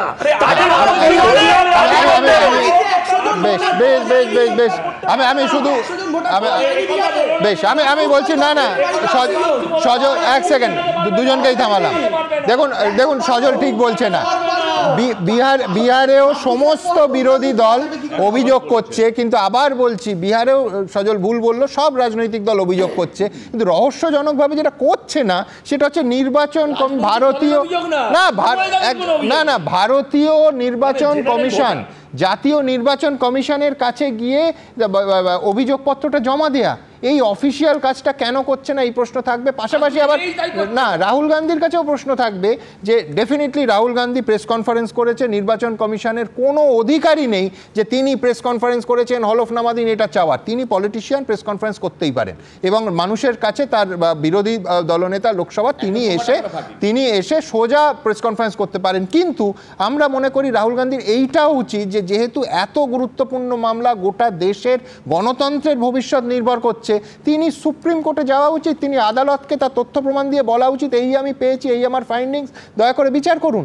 আমি বলছি এইটাও কিন্তু শুধুমাত্র প্রেস কনফারেন্সের স্তরে থাকলে সেটা গণতন্ত্রকে দুর্বল করছে, এটাও পাশাপাশি সমানভাবে বলতে হবে। আমি এইখান থেকে আমার পরের প্রতিবেদন কমিশনের তরফে মূল বিষয় আসবো, তারপর আবার এই বিষয়টা একটু বড় করে আমি এসআইআরে ঢুকবো। তার কারণ নাটকীয় পরিবর্তন, অবশ্য পরিবর্তন কেউ নাও মানতে পারেন। আজকে সুপ্রিম কোর্টে মামলা ছিল, সেই মামলায় বিচারপতিদের পর্যবেক্ষণ কিন্তু সম্পূর্ণ অন্য একটা ইঙ্গিত দিচ্ছে। আমি কিন্তু রায়ের পূর্বাভাস করছি না, কিন্তু কি বলেছেন আপনাদের সামনে রাখাটা আমার কর্তব্য। তার আগে আগামীকাল নবান্ন সূত্রে যা জানা যাচ্ছে, সকালের ফ্লাইটে মুখ্য সচিব উড়ে যাচ্ছেন জাতীয় নির্বাচন কমিশন অভিমুখে।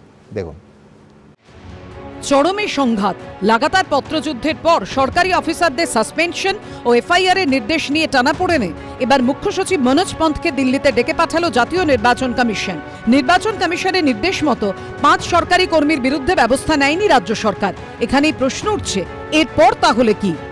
তাকে কি ডিরেকশন ওরা দেবেন আমি জানি না, নিশ্চয়ই বলবেন যে অর্ডারগুলো দিয়েছে সেগুলো কমপ্লাই করো। আমি তো বলছি সাংবিধানিক যদি ফেলিয়ার হয়, অ্যাডমিনিস্ট্রেশন ফেলিয়ার হয়, আলটিমেটলি তো ভাই মানে যদি গভর্নরস রুল, সেটা আমি খুব বাঞ্ছনীয় বলে মনে করি না। সরকার এবং পার্টিটাকে আলাদা করতে হবে।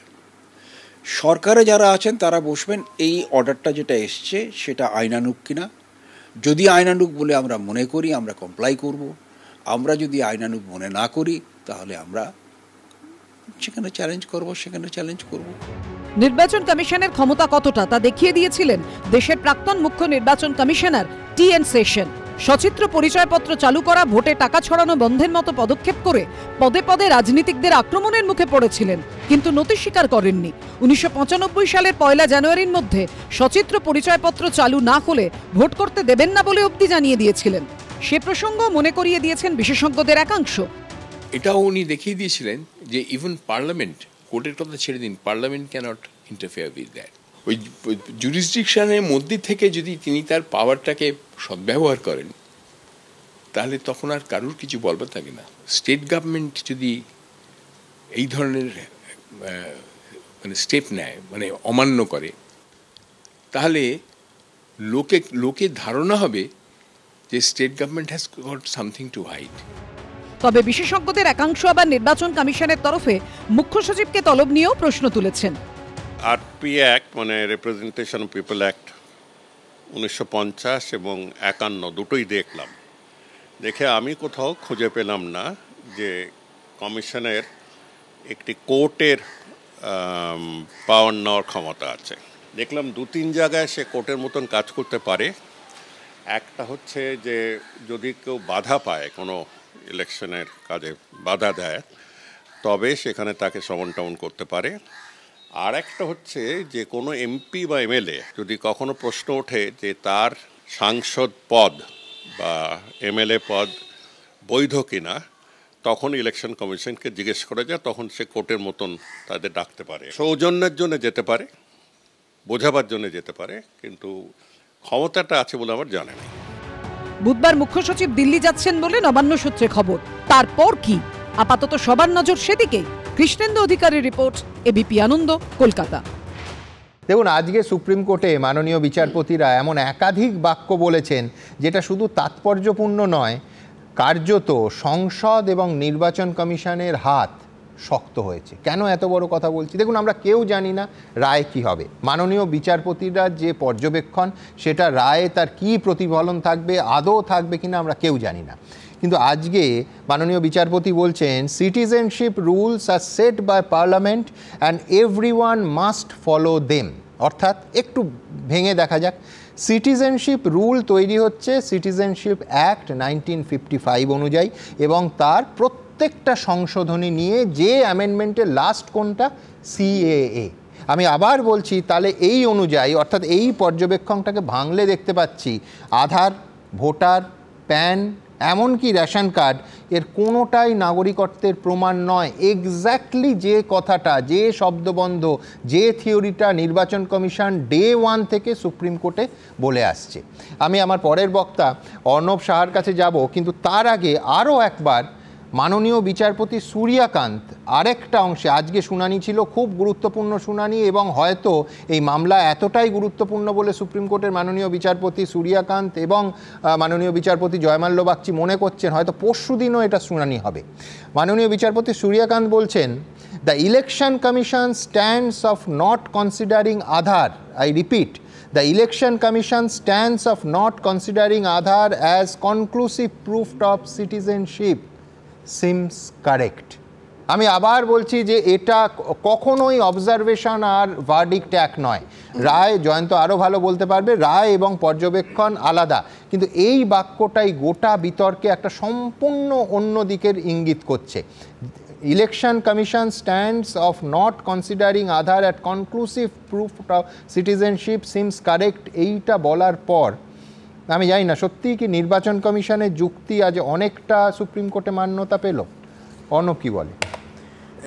সুমনদা, আজকে যে আপনি প্রথমে শুরু করলেন যে রাজ্যের সঙ্গে যে সংঘাত, নির্বাচন কমিশনের যে সংঘাতের কথা বললেন, সেখানে আমি প্রথমেই যেটা আমি বলবো সেটা হচ্ছে যে একটা তো এর আছে আইনি দিক, আর একটা দিক কিন্তু আছে আইনি পরিসরের সঙ্গে সঙ্গেই একটা রাজনৈতিক পরিসরের জায়গা। ঠিক, কারণ আইন আর রাজনৈতিক এই যে পরিসর, দুটো পরিসর একে অপরের থেকে বিচ্ছিন্ন নয়, একে অপরের সঙ্গে মিলেমিশে থাকে।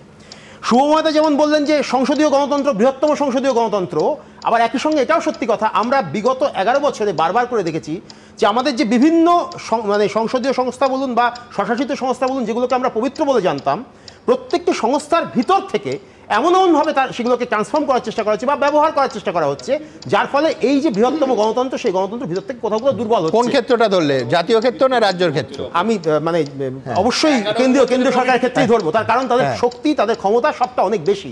এবং আজকে এখানে যে কেন্দ্রীয় নির্বাচন কমিশন কম হলে করা যায়। সুমন, এখানে প্রশ্নটা আসছে বিহারের যে নির্বাচনের ক্ষেত্রে যে এসআইআর হয়েছে এবং তারপর পশ্চিমবঙ্গের ক্ষেত্রে আসবে, এবং যে তর্ক গতকাল অতজন সাংসদ যেটা নিয়ে ধর্ণা করে গিয়েছিলেন এবং তাদের আটকে দেওয়া হয় রাস্তায়, আমি এই বৃহত্তর প্রেক্ষিতটাকে মাথায় রেখে বলছি। আজকে যে অবজারভেশনের কথা আপনি বলছেন, সেখানে মিস্টার সিবাল একটা বলেছেন, একটা পয়েন্ট বলেছেন। উনি বলেছেন যে 2003-এর যে ইলেকটোরাল রোল, সেখানে যে লোকেরা তাদের নাম ছিল তারা without supportive documents enumeration form fill up করতে পারবে, অথচ 7 জানুয়ারি 2025 বিহারের যে সামারি রিভিশন পেশ করা হয়েছিল, সেই লোকেদের নতুন করে ডকুমেন্ট দিতে হবে।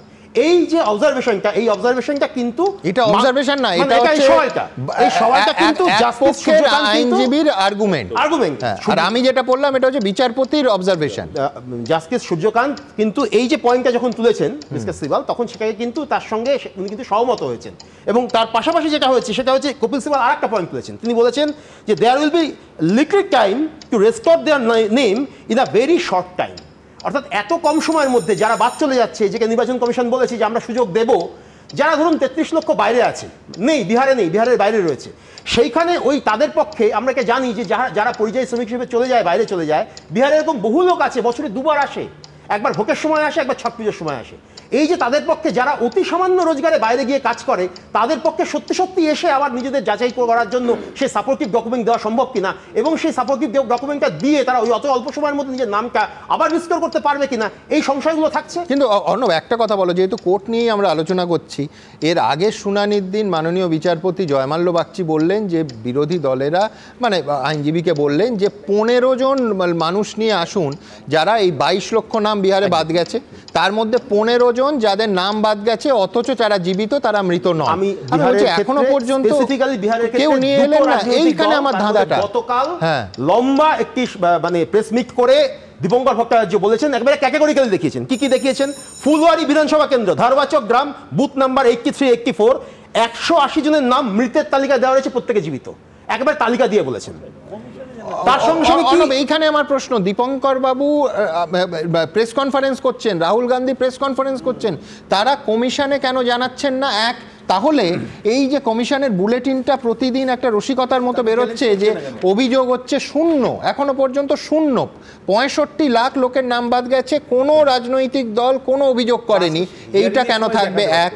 আর দুই হচ্ছে, এ তো দীপঙ্কর বাবুর উচিত সমস্ত তথ্য প্রমাণ সুপ্রিম কোর্টে দেয়া, যেখানে মাননীয় বিচারপতিরা 15টা নাম চাইছেন, এবং জয়মাল্য বাগচি বলেছেন যে যখনই গণহারে এই নাম বাদ যাওয়া ভুল প্রমাণিত হবে, সুপ্রিম কোর্ট বলেছেন আমরা ইন্টারভেন করব।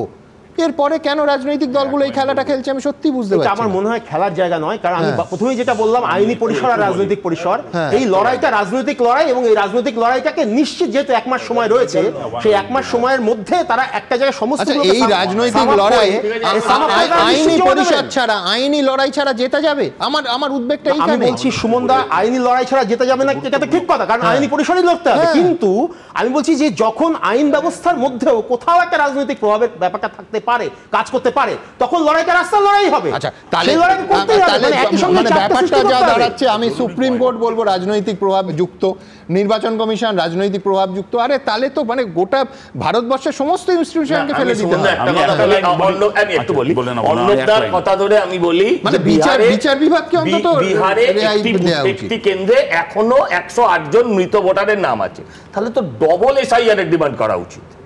তাহলে তো ডবল এসআইআর ডিমান্ড করা উচিত, যে 65 লাখে হবে না, আরো নাম বাদ দেওয়া উচিত। আমি আপনাদের কতগুলো কথা বলছি, যে দেখুন আপনারা একটা বলছেন যে জীবিত, তারা জীবিত, আমি বললাম আচ্ছা জীবিত, তার মানে তারা জীবিত রয়েছে, মৃতের তালিকায় চলে গেছে। এক মিনিট, আমি তাহলে আচ্ছা, আপনার কথা হচ্ছে যে রায় আর আমি একটা কথা বলি তোমার, হ্যাঁ, সেটা হচ্ছে শাসক দলের পক্ষে নাম বাদ যাওয়াটা কিন্তু সবসময় ভালো হয় না। কেন আমি বলছি, আবার অনেক সময় খুব ভালো হয়। এই দুটো উদাহরণই ভারতবর্ষে আছে। না ঠিক, আমি চাই voter list free and fair, শাসক বিরোধী ভাবছি না। আমি বলছি দেখুন, এই যে আজকে ওনারা বলেছেন ভোটার কার্ড বা আধার কার্ড, ঠিক 1 সপ্তাহ আগে বা 10 দিন আগে আপনাদের প্রশ্নটা ছিল কিন্তু একদম উল্টো দিকে, যে কেন হবে না, এগুলো তো নাগরিকত্বের অধিকার হবে না কেন? আজকে সুপ্রিম কোর্টকে কনভিন্স করতে পেরেছে ইসি, তার ফলে তারা আজকে সেটা বলছে, এর ওপরেই রায়টা বোঝা যায়। আমি আই বেগ টু ডিফার, বহু ক্ষেত্রে আমি হাইকোর্ট এবং সুপ্রিম কোর্টের মামলা ধরে ধরে দেখছি না, যেখানে মাননীয় বিচারপতিদের পর্যবেক্ষণ আর রায়ের মধ্যে একেবারে দুটো মেরুর তফাৎ, মানে নর্থ পোল সাউথ পোলের তফাৎ। কালকের ঘটনা আমি বলছি, আমরা একটা সিনেমা দেখেছিলাম অমিতাভ বচ্চনের গানে ঝুম্মা চুম্মা দে দে, আমরা সেটা দেখেছি কালকের ঘটনা, লোককে দেখেছি, ঘুমিয়ে পড়তে দেখেছি। আমার প্রশ্ন হচ্ছে, কালকে অভিষেক বন্দ্যোপাধ্যায় তিনি নিজে নতুন দলের নেতা, জাননি কেন এত বড় একটা গুরুত্বপূর্ণ জায়গা, আজকে উনি বলছেন পার্লামেন্ট ভেঙে দেওয়া উচিত। কমিশন বলেছে, কিন্তু কেন এই নাম বাদ গেছে তার উত্তর কমিশন দেবে না। তাহলে আপনি অভিযোগ জানাবার কথা বলছেন, কমিশনের নিরপেক্ষতাই নিয়ে যেখানে প্রশ্ন হচ্ছে, এই কমিশনে অভিযোগ জানালে আদৌ কি কোনো ঘটনা শুরু হবে? দ্বিতীয় কথা, না, এটা সম্পূর্ণ ভুল বললে। কমিশনের কাছে বাদ গেছে কেন সেই সম্পর্কে কোনো তথ্য দেব না। ওহো, এটা প্রসেস। 1 মাসের মধ্যে খসড়া ফাইনাল হবে, তখন তো মাথা চাটরানো ছাড়া বিরোধীদের কোনো উত্তর দেয় না। 1 মাস বাদে দিলে তো কিছুই হবে না, ডাস্টবিনে পড়ে যাবে। 1 মাসের মধ্যে দিতে হবে, 1 মাসের মধ্যেই দেওয়া হবে। সবটা রাজনৈতিক আধার নিয়ে যে প্রশ্নটা এসছে, আধারের সঙ্গে আমার ব্যাংক লিংক, আমার পোস্ট অফিস লিংক, আর আধারের কোনো মূল্য থাকবে না। তথ্য চুরি করলো। আর লাস্ট পয়েন্ট হলো যে এই আদালতই অনেক সময় বলেছি, আমি মর্যাদা দিয়ে বলছি যে স্থানীয় প্রশাসনের যে নথি সেগুলো সত্যি বলে গৃহীত হবে। পশ্চিমবাংলার স্থানীয় প্রশাসনগুলোই ঘুঘুর বাঁচা, সেখানে এই নথি কি করে আমি মানছি। শুধু একটা জায়গায় আমি ওর সঙ্গে সম্পূর্ণ একমত, সেটা হচ্ছে যে আধার সত্যিই তো আমরা ঘন্টার পর ঘন্টা লাইন দিয়ে এই দেশের কোটি কোটি টাকা খরচ করে, আমার আপনার করের টাকা খরচ করে আধার তৈরি হয়েছে। সেটা ব্যাংক এবং যাবতীয় গুরুত্বপূর্ণ মানুষের বেঁচে থাকার জন্য সেই বিষয়ের সঙ্গে লিঙ্ক করা হয়েছে। এখন দুটো জিনিস আমরা শুনতে একেবারে রাজি নই। একটা হচ্ছে আধারের ডেটার কোনো সিকিউরিটি নেই, সেটা চুরি হয়ে গেছে, এবং 2 হচ্ছে যে আধারটার তাহলে ভ্যালু কী রইল, এই প্রশ্ন উঠবে। কিন্তু পাশাপাশি আমি সজলকে মনে করিয়ে দেবো যে সজলই সম্ভবত বলল পর্যবেক্ষণ আর রায় এর সব থেকে বড় উদাহরণ হচ্ছে ভারতবর্ষের সুপ্রিম কোর্টে বাবরি মসজিদ ভাঙার মামলা। আপনি পর্যবেক্ষণগুলো পাতার পর পাতা দেখুন আর রায়টা দেখুন। পঞ্চায়েত নির্বাচন যখন হোল নির্বাচনটা সুপ্রিম কোর্টে চ্যালেঞ্জ হলো, প্রতিদিন সুপ্রিম কোর্ট কার্যত বলা যায় যে আবার নতুন করে ইলেকশন করতে হবে এমন একটা রায় মানে অবজারভেশন নিয়ে যাচ্ছিল। একেবারে শেষের দিন অবাক বললো যে না ঠিক আছে, তার আগে দ্রুত একবার দেখাবো আজকে সুপ্রিম কোর্ট কি বললো প্রতিবেদনটায়। নাগরিকত্ব প্রমাণে আধার কার্ড যথেষ্ট নয়, মঙ্গলবার নির্বাচন কমিশনের সঙ্গে এভাবেই সহমত পোষণ করল সুপ্রিম কোর্টের বিচারপতি সূর্যকান্ত এবং বিচারপতি জয়মাল্য বাগচির বেঞ্চ। সেই সঙ্গে বিহারে ভোটার তালিকার বিশেষ সংশোধনে 1 কোটি নাম বাদ পড়বে বলে দাবি করে যে মামলাকারীরা এই প্রক্রিয়াকে চ্যালেঞ্জ করেছিলেন তাদের উদ্দেশ্যেও বিচারপতিরা বললেন, দেখে মনে হচ্ছে এটা বিশ্বাসের খামতি ছাড়া আর কিছুই নয়। অন্যদিকে একই দিনে বম্বে হাইকোর্টও একটি মামলার শুনানিতে জানিয়ে দিল, শুধু আধার ভোটার প্যান থাকলেই কেউ ভারতের নাগরিক হয়ে যান না। বিহারে ভোটার তালিকায় বিশেষ সংশোধন নিয়ে একাধিক মামলা দায়ের হয়েছে সুপ্রিম কোর্টে। মঙ্গলবার একটি মামলার শুনানি চলাকালীন মামলাকারীর আইনজীবী কপিল সিব্বল বলেন, আবেদন করার জন্য নির্বাচন কমিশন যে নথিগুলোর কথা বলছে তা যদি কারো কাছে না থাকে তাহলে তিনি কি করবেন। এতে বিচারপতি সূর্যকান্ত বলেন, আবেদনপত্রে কোথায় লেখা আছে সব নথি বাধ্যতামূলক? তিনি আরও বলেন, নাগরিকত্বের জন্য কোনো একটি নথি অবশ্যই থাকতে হবে, প্রত্যেকেরই কিছু না কিছু নথি রয়েছে। বিচারপতি বলেন, নাগরিকত্ব নির্ধারণের নিয়ম সংসদ তৈরি করে, সবাই নিয়ম মেনে চলে। মঙ্গলবার মামলাকারীর আইনজীবী কপিল সিব্বল বলেন, 12 জন জীবিত মানুষকে মৃত হিসেবে দেখানো হয়েছে। কমিশনের আইনজীবী রাকেশ দ্বিবেদী পাল্টা বলেন, এত বিস্তারিত প্রক্রিয়ায় ছোটখাটো ভুল হতে পারে, চূড়ান্ত তালিকা সংশোধন করা হবে। বিচারপতি জয়মাল্য বাগচি বলেন, খসড়া তালিকায় বাদ পড়া ব্যক্তিকে ফের সুযোগ দেওয়া হচ্ছে। খসড়া তালিকায় নাম না থাকার কারণে তিনি নাগরিকত্ব হারাননি। আমরা বলেছিলাম এমন লোকেদের সামনে আনা উচিত যারা তালিকায় অন্তর্ভুক্ত হওয়ার যোগ্য, অথচ তা হয়নি। এদিন সুপ্রিম কোর্টের বিচারপতিরা বলেন, চিন্তা করবেন না, যদি 5 কোটি মানুষ বাদ পড়ে আমরা এখানে আছি। যদি সেপ্টেম্বরেও প্রমাণ করেন প্রক্রিয়াটি অবৈধ, বন্ধ করে দেব। প্রয়োজনে বৃহস্পতিবারও মামলা শুনব, কাউকে অভিযোগ করার সুযোগ দেব না। 11টা নাগরিকত্বের পরিচয়ের কথা ইলেকশন কমিশন ঘোষণা করেছে। সেই 11টা পরিচয়ের একটা পরিচয় যদি কারো কাছে না থাকে, শুধু জাল আধার কার্ডটাই থাকে, তাহলে তাকে কি করে নাগরিক হিসাবে মানা হবে? তার নাম কি করে ভোটার লিস্টে উঠবে বা থাকবে? ইলেকশন কমিশন যে বক্তব্য এবং যে হলফনামা সুপ্রিম কোর্টে পেশ করেছিল, আমি মনে করি আজকের রায়ে একরকম সেটারই পুষ্টিকরণ হলো। সুপ্রিম কোর্ট যেদিন নাগরিকত্ব নিয়ে নির্বাচন কমিশনের অবস্থানে সায় দিল, সেদিনই অবৈধভাবে বাংলাদেশ থেকে আসা এক ব্যক্তির জামিন বাতিলের মামলায় বম্বে হাইকোর্টও বলল, শুধুমাত্র আধার, প্যান বা ভোটার কার্ড থাকলেই কোনো ব্যক্তি নিজেকে ভারতীয় নাগরিক বলে দাবি করতে পারেন না। এগুলো পরিচয়পত্র হিসেবে এবং বিভিন্ন পরিষেবা পাওয়ার ক্ষেত্রে কাজে লাগে। এই কার্ডগুলো তাহলে আমরা বয়ে বেড়াই কেন?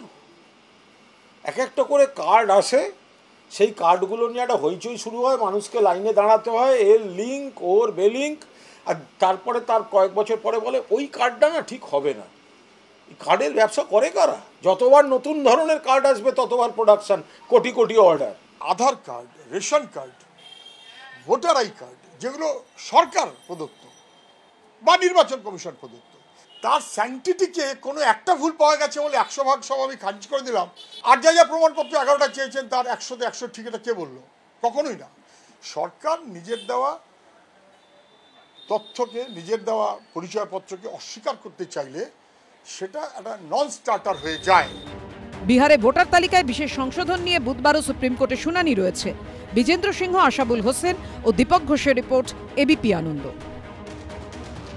কিন্তু বিস্ময়কর যেটা হচ্ছে, প্যান জাল হতে পারে, আধার জাল হতে পারে, রেশন জাল হতে পারে, আর এই যে 11টা নথি, এর তো মানে আরও সহজে অন্য এই 11টা নথির মধ্যে একাধিক নথি আছে, আমি নাম করে সেই নথির অসম্মান করতে চাই না, কিন্তু সেগুলো জাল করা তো অনেক সহজ।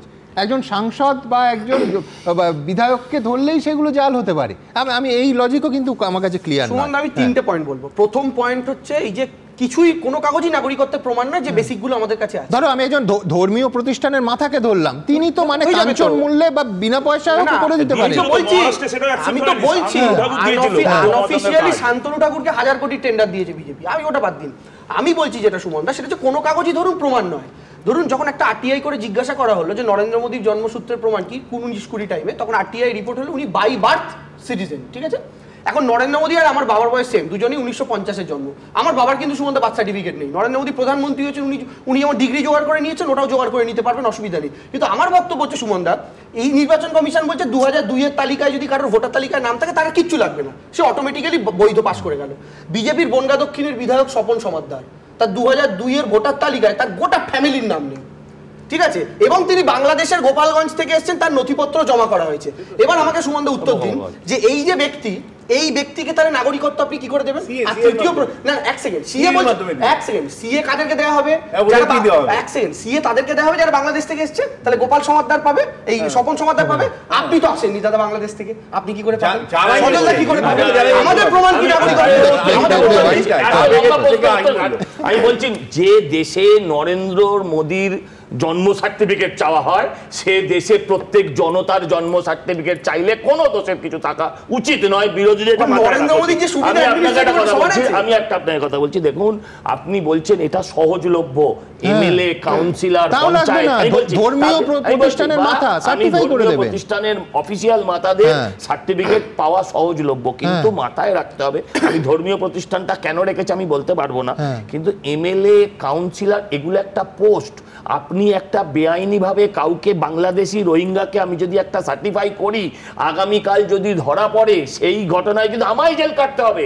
সরকার সেই কারণেই দায়িত্ব। আমি সব বুঝলাম, এই 11টার মধ্যে একাধিক আছে যেটার সঙ্গে জনপ্রতিনিধির কোনো সম্পর্কই নেই। কিন্তু এইখান থেকে আমি দ্রুত একবার আমার পরের প্রতিবেদন এবং পরের বিষয়ে আসব, যেটা অভয়া। একেবারে স্পষ্ট মারাত্মক অভিযোগ করলেন অভয়ার পরিবার যে পুরো পরিষেবা দেয়া হচ্ছে না। ভাবতে পারেন, বলছেন এই অসহায় বাবা এবং মা যে সামাজিকভাবে তাদের বয়কট করা হয়েছে। কি তাদের অভিযোগ, পুরো কর্তৃপক্ষের কি সাফাই, একদম পাশাপাশি দেখাবো, দেখুন। আমার আশেপাশে সমস্ত লোককে, সব লোক কি আমার বিরোধিতা করে, রাস্তায় দেখা হলেও ঠিকমতো কথা বলে না। পাড়া প্রতিবেশী দোকানদারদের বিরুদ্ধে একঘরে করে রাখার মতো মারাত্মক অভিযোগ করেছিলেন আগেই। এবার একেবারে পুরসভার বিরুদ্ধে সরব হলেন আরজিকর মেডিকেলে ধর্ষণ খুনের শিকার নিহত তরুণী চিকিৎসকের বাবা।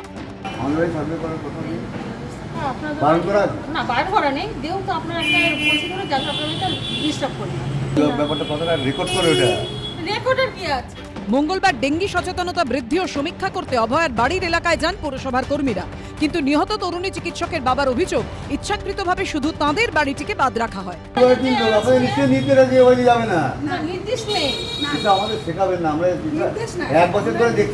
আমরা যেরকম বলছিলাম আমাদের একঘরে করে রাখা, তার একটা প্রমাণ আপনাদের সামনে তুলে ধরলাম। এটা রোজই আসে, প্রতি মাসে প্রতি সপ্তাহে যখনই আসে, কিন্তু আমাদের সঙ্গে তারা কোনো যোগাযোগ করতো না। একঘরে করে রাখার যে কথাটা বলেছিলাম, এটার একটা তার উদাহরণ দিলাম। সিপিএম এর আমলে এসব হতো, ফিরাদাকে নিজে বলেছেন, আমাদের আমলে এসব হয় না, তাই প্রমাণটা দিয়ে দিলাম যে ওনাদের আমলে এসব হয়। নিশ্চয়ই তৃণমূলের মদতে হচ্ছে। যদিও পুরকর্মীদের পাল্টা দাবি বঞ্চনা নয়, তারা নাকি শোকগ্রস্ত পরিবারকে বিব্রত করতে চাননি। দাদা কষ্ট পেয়েছে, আমি আসিনি, এই হচ্ছে কষ্ট। আমরা তো আসি, তো সত্যি ওনার সাথে আমাদের যোগাযোগ করাটাও হয়নি। একমাত্র মেয়েকে হারিয়েছেন, এখনো বহু প্রশ্নের উত্তর তাঁরা পাননি বলে দাবি অভয়ার মা বাবার। তার মধ্যে শনিবার চাঞ্চল্যকর অভিযোগ তোলেন তাঁরা। বাজারের দোকানদাররা আমাকে কোনো কিছু বিক্রি করতে গেলেও দরবার চিন্তা করে যে বেচবো কিনা, এরকম একটা পরিস্থিতি তৈরি করা হয়েছে চারিদিকে। তৃণমূল করেছে, আবার কে করবে, এটা থেকে বলতে হয়। এবার তিনি পুরসভার বিরুদ্ধে অভিযোগ তুলতেই তা নিয়ে সরব হয়েছে বিরোধীরা। এমএলএ মুখ্যমন্ত্রীর বদান্যতায় নির্যাতিতার বিরুদ্ধে প্রবলভাবে বিক্ষোভ জানিয়েছেন, আর যে কাউন্সিলর দ্রুত দাহ করে দেওয়ার ব্যবস্থা করেছেন পরিবারের উপস্থিতি ছাড়াই, সেই কমিশনারকে চেয়ারম্যান বানিয়ে মুখ্যমন্ত্রী বুঝিয়ে দিয়েছেন, আমি অভয়ার বিরুদ্ধে যে যত বড় সোচ্চার হবে আমি তার পাশে আছি। প্রত্যেকটা বাড়িতেই যাই, ওদের বাড়িতে হয়তো ঢোকেনি বা কোনো প্রবলেম হয়নি, যেহেতু একটা মর্মান্তিক ঘটনা। তারপর অর্ধেক সময় মা বাবা থাকে না, বিভিন্ন রকম কাজে বাইরে থাকে, যার জন্য হয়তো কোনো সময় পাইনি। এখন থেকে যখনই যাবে ওদের বাড়িতে নক করবে।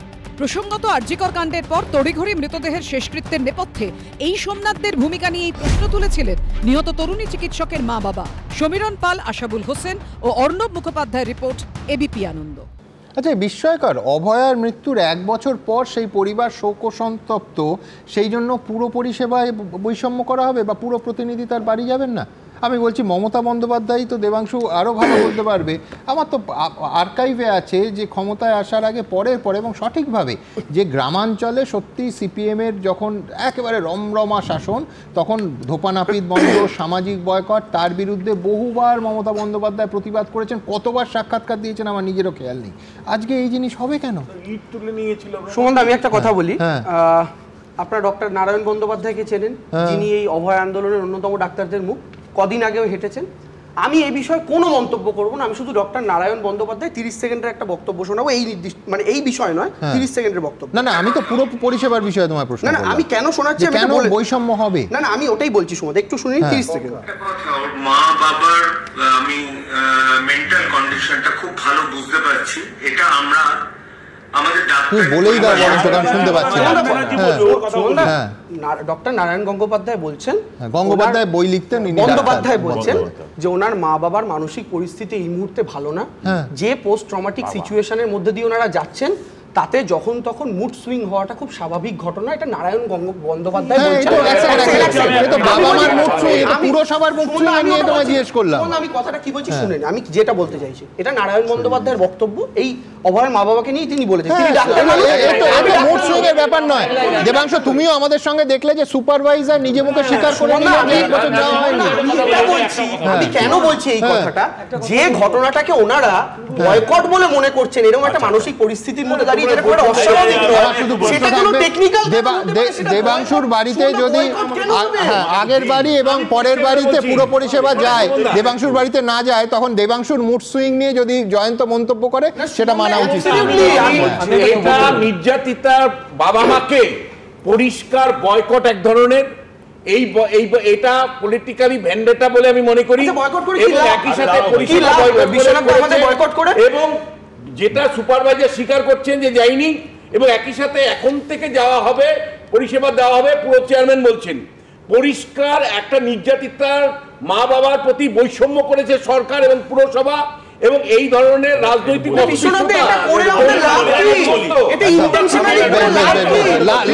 আমি বলছি আচ্ছা দেবাংশু বলুক যে না ক্ষমতা একদম ক্ষমতা বদলের পর, এক সেকেন্ড, ক্ষমতা বদলের পর সায়নদীপ এই প্রশ্ন তো উঠবে।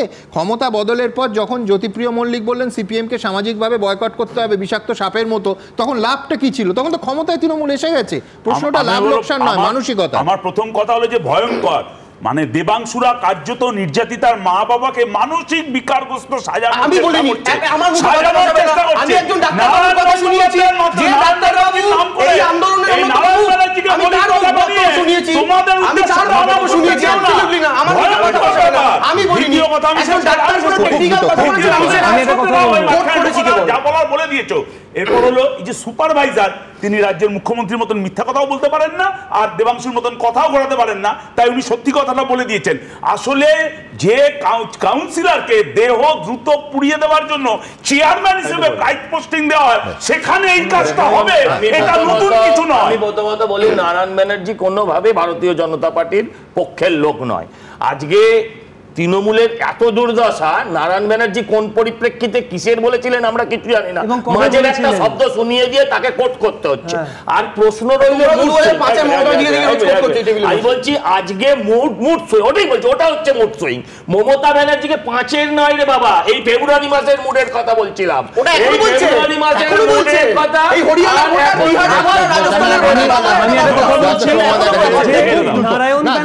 আমার স্পেসিফিক প্রশ্ন থাকবে। এক হচ্ছে যে দেখো, বেশি দূর যেতে হবে না, 1 বছর আগে মুখ্যমন্ত্রী একাধিকবার আমাকে দেয়া একটা সাক্ষাৎকারেও বলেছেন যে ডাক্তারদের আন্দোলনের সম্পূর্ণ অধিকার আছে, পরিবারকে সমবেদনা জানাতে তার বাড়ি গেছেন। তারপর 1 বছর পর দেখছি যে ডাক্তারবাবুরা সাইকেল র্যালি করেছে বলে থানায় ডাকা হচ্ছে। 1 বছর পর দেখছি জুনিয়র এবং সিনিয়র ডাক্তারবাবুদের পুলিশের নোটিশ পাচ্ছেন 1 বছর আগের মামলাতে, হঠাৎ এই সময় পাচ্ছেন 1 বছরের মাথায়। এবং এখন দেখছি যে পরিবারকে এই কি হয়েছে, আমার ব্যাখ্যার দরকার নেই, প্রতিবেদনে দেখা গেল। অভিযোগ প্রথম নয়, যেখানে সুযোগ পেয়েছে সেখানে সামাজিকভাবে বয়কট করেছে, ভয় দেখিয়েছে যাতে কোর্টে না যায় একজন মানুষ, তার বিরুদ্ধে কোনো ঘটনা ঘটলে তিনি যাতে কোর্টে না যান সেই জন্য পুলিশ পাঠানো হয়েছে, থানায় ডেকে এনে সেটেল করার চেষ্টা করা হয়েছে দিনের পর দিন। আর এই ঘটনাটায় সামাজিকভাবে বয়কট করানোর চেষ্টা হয়েছে এবং ডাক্তারবাবুরা যেহেতু তাঁরা সমাজের একটা বিশেষ অংশকে একটা ফ্লোতে নিয়ে যাওয়ার চেষ্টা করছেন, কাজেই বারবার ডাক্তারবাবুদের ভয় দেখানো হয়েছে, তাদের সামাজিকভাবে বয়কট করাতে পারেনি। উইদাউট পারমিশন কেউ যদি সাইকেল র্যালি করে এমন রাস্তায় যেখানে ধরুন সাইকেল চলে না, তাহলে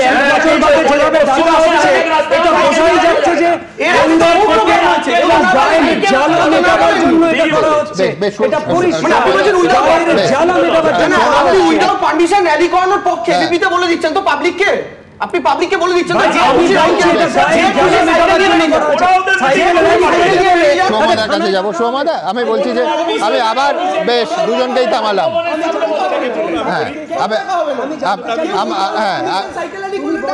আচ্ছা, উইদাউট, এটা খুব মজার কথা। এক সেকেন্ড দেবাংশু পারমিশনের কথা বলছে। আমার দুটো স্পেসিফিক প্রশ্ন থাকবে। হ্যাঁ, একটা হচ্ছে রাজভবনের সামনে সম্পূর্ণ যেখানে সুরক্ষিত এলাকা শুধু নয়, আগেকার বিচারে মানে যখন ভারতীয় ন্যায় সংহিতা আসেনি তখন 144 ধারার ভেতরে একটা অত্যন্ত ন্যায্য কারণ, যেটাকে আমি সমর্থন করি যে 100 দিনের কাজ, সেটা নিয়ে সম্পূর্ণ বেআইনিভাবে ওইখানে তৃণমূল কংগ্রেস দিনের পর দিন ধর্ণা করেছে। ইস্যুটা ঠিক, কিন্তু জায়গাটা ভুল, সম্পূর্ণ বেআইনি। পুলিশ কি ব্যবস্থা নিয়েছে, আদৌ কোনো কেস হয়েছে কিনা আমরা কেউ জানি না। বছরের পর বছর 21শে জুলাইয়ের যে জায়গাটা হয়, পুলিশ কোনো পারমিশনই দিতে পারে না, কোনো পারমিশন কোর্টে এইবারও যে মামলা হয়েছে কোর্টে দেখানো যায়নি, শুধু ভার্বাল বলেন যে আচ্ছা আমরা জানি, এটা ট্র্যাডিশন। আমি বলছি সুতরাং পশ্চিমবঙ্গের সব রাজনৈতিক কর্মসূচি অথবা সব সামাজিক কর্মসূচি পুলিশের পারমিশন নিয়ে হয় নাকি? এটা সম্ভব? আর পুলিশ সেই ক্ষেত্রে এই যে দুটো উদাহরণ দিলাম, সেই উদাহরণ দুটোর ক্ষেত্রে পুলিশ কি নজির রাখছে আমি জানি না। কিন্তু শুভময়দার কাছে আমি অন্য পার্টে আসবো। এক হচ্ছে যে আমি সোজা সুপ্রিম কোর্টে নিয়ে যাব। DY চন্দ্রচূড় তখন সুপ্রিম কোর্টের প্রধান বিচারপতি, তিনি তার একাধিক অবজারভেশনে লাইভ গোটা দেশ দেখত, বলেছিলেন এই আন্দোলন যারা করছে তাদের বিরুদ্ধে কোনো ব্যবস্থা নেওয়া যাবে না। আজকে আমি আবার বলছি যে সুপ্রিম কোর্ট কেন সুমোটো কগনিজেন্স নেবে না এই ভয়ঙ্কর ব্যাপারে? এ তো সুপ্রিম কোর্টে গোটা দেশের লোক দেখেছেন। কোথায় গেলেন এখন? তিনি অবসর নিয়েছেন, কিন্তু সুপ্রিম কোর্টের আইন আদালত কোথায় গেল? শুনো, দেশের যে উচ্চতম ন্যায়ালয় আর কি, তাদের উপরই আমরা নির্ভর করে থাকি। তাদের মতামত যে সবসময় একেবারে আঙ্কিকভাবে সঠিক বা সমাজবোধের অঙ্গ হতে হবে এটা তো অত পরিষ্কার নয়, এটা একটা আলোচনার বিষয়। সুতরাং এই নিয়ে আমার সত্যি কোনো মন্তব্য নেই। আমি যেটা বলবো যে আমি তৃণমূল কংগ্রেসের দুটো বিষয় নিয়ে বলতে চাই। এক হচ্ছে সত্যি যে ধরনের একটা ঘটনা ঘটেছে, তারপর আমি নিজে ব্যক্তিগতভাবে আমার যে সমাজবোধ, তাতে তার বাবা মার সামনে গিয়ে দাঁড়াতে পারবো না। তৃণমূল যদি সেই কারণেই তাদের সমাজবোধে তাদের প্রশাসন থেকে সামনে গিয়ে না দাঁড়াতে পারেন, খুব ভালো, মানুষ সেটা বিচার করবেন। আর দ্বিতীয় হচ্ছে যে জিনিসটা দেবাংশু যেটা দেখালো নারায়ণ বন্দ্যোপাধ্যায়কে, এর আগে আমাদের এখানকার মেয়রও কিন্তু তার বিরুদ্ধে কিছু অভিযোগের ভিত্তিতে বিকাশ রঞ্জন ভট্টাচার্য বা সুজন চক্রবর্তীর রেফারেন্স টেনেছিলেন। বামপন্থীদের কিছু কিছু মানুষের প্রতি নিশ্চয়ই তৃণমূলের সেই বিশ্বাস আছে এখনও যে তারা তাদের কোনো সততা বা কোনো সঠিক কথার প্রমাণ দিতে গেলে তাদেরকে রেফার করেন।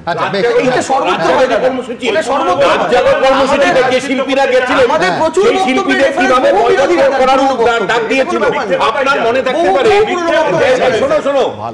শুধু বাবা মার বয়কট হয়েছে তা নয়, যে সমস্ত মানুষরা মানে শিল্পী সাহিত্যিকরা যারা রাত জাগো কর্মসূচিতে অংশ নিয়েছিল তাদেরকে তুমি অফিশিয়ালি বয়কটের কথা বলছো।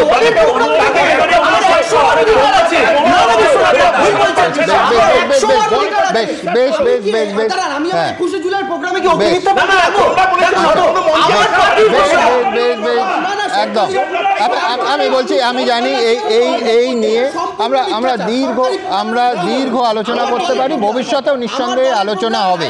কিন্তু আমার এখানে খুব আমি যদি দলের প্রোগ্রাম হয় অবশ্যই দেবাংশু ক্যান ডিসাইড, দল ক্যান ডিসাইড, কিন্তু সরকারি প্রোগ্রাম হলে এই প্রশ্ন থাকবে। এইখানে আমার পরিষ্কার আরেকটা আমি বলছি যে ইনসেনসিটিভ কথা হচ্ছে না, যে বাবা মাকে যার মেয়ে চলে গেছে তাকে এই কথা বলা যায় কি না। কালকে একজন মন্ত্রী রাজ্যে জাভেদ খান তিনি বলছেন অভয়ার মা রাজনীতি করছে। আমি বলছি যে এই কথা কি খুব সংবেদনশীল মনের পরিচয়।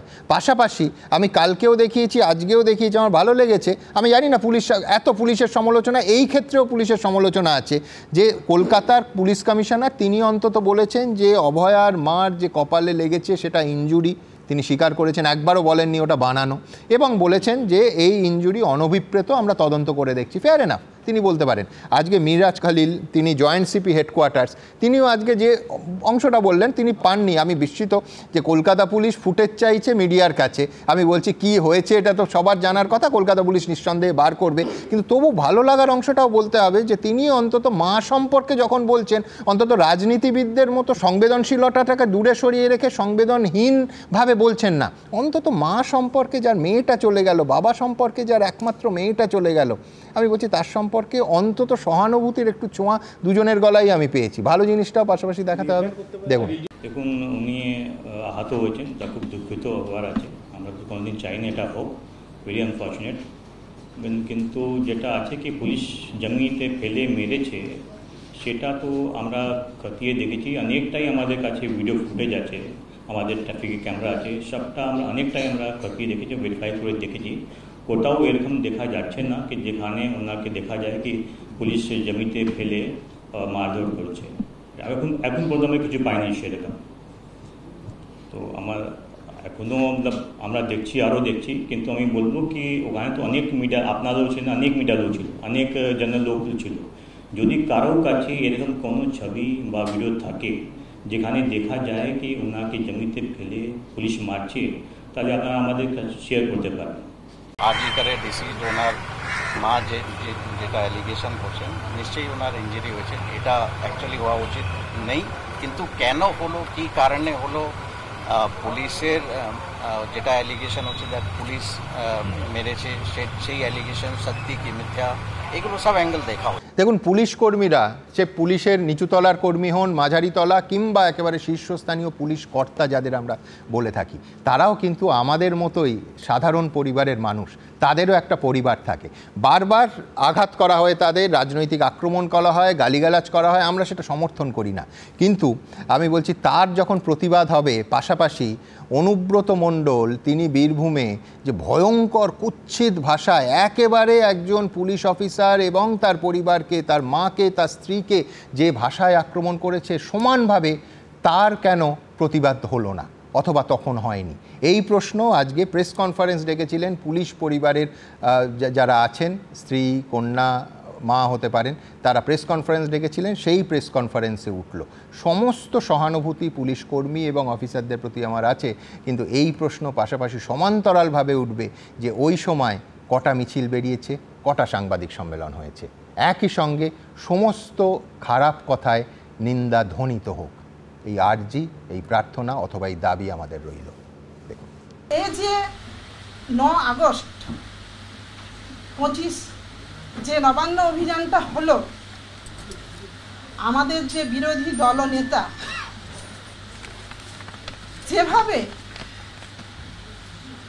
যেভাবে মাননীয় নগরপাল মহাশয়কে বাজে ভাষায় যেভাবে কথা বলেছে, আপনারাও জানেন, আপনারাও শুনেছেন, সেটা তো মানাই যায় না। শনিবার নবান্ন অভিযানের দিন কলকাতা পুলিশ কমিশনারকে আক্রমণ করেছিলেন শুভেন্দু অধিকারী।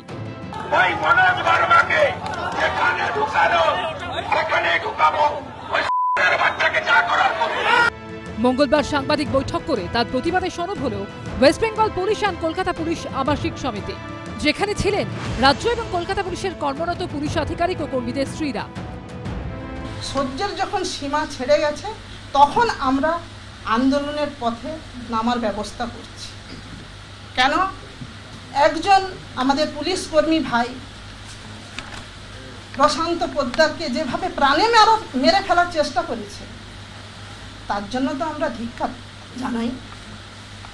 আমরা এর জন্য প্রতিবাদ করতে চাই যে আমাদের বিরোধী দলনেতা উনি ন্যায়ালয়ের সুরক্ষা কবচ নিয়ে প্রতিনিয়ত পুলিশকে আক্রমণ করেই চলছে।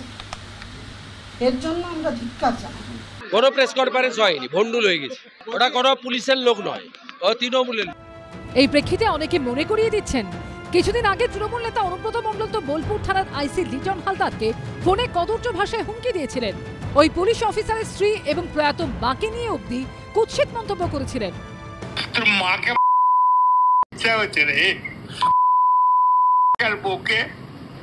সেক্ষেত্রে এরকম প্রতিবাদ দেখা যায়নি কেন? সাংবাদিক বৈঠকে এই প্রশ্ন উঠতেই তাল কাটে। না, চুপ নেই, আপনি বলতে হবে না। আমরা রবীন্দ্র সদনে করেছি, আপনারা বলতে হবে না। শুনুন, আপনারা বলুন, আমি উত্তর দেব। আপনারা কি শুধু সিলেক্টিভ ওয়েতে বলেন? না, যে ভাষায় গালাগাল দিয়েছিলেন অনুব্রত মণ্ডল, আপনার মনে হয় যে শুধু একবার ক্ষমা চাইলেই সেটা হয়ে? না, তদন্ত হচ্ছে। কখনো আপনি ঠিক বলেছেন, তদন্ত হচ্ছে, তদন্ত চলছে। সে যদি নিশ্চয়ই দোষী হয় তার অবশ্যই তার শাস্তি, কঠোর শাস্তি হবে। বীরভূমের দাপুটের তৃণমূল নেতা ওই একটাই কথা বলা হবে না। 14 তারিখ রাতে যে ঘটনা ঘটলো কি করছিলেন? এটা তো শুধু কলকাতা, সব রাজ্যেই হচ্ছে, অন্য রাজ্যে হয় বলে কেন?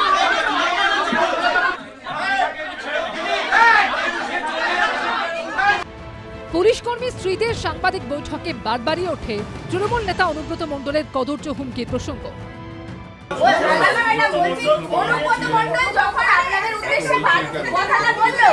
পুলিশের মাকে নিয়ে আসো, বউকে নিয়ে আসো, তখন আপনাদের একটু অভাব, নিরাপত্তার অভাব বোধ হচ্ছে।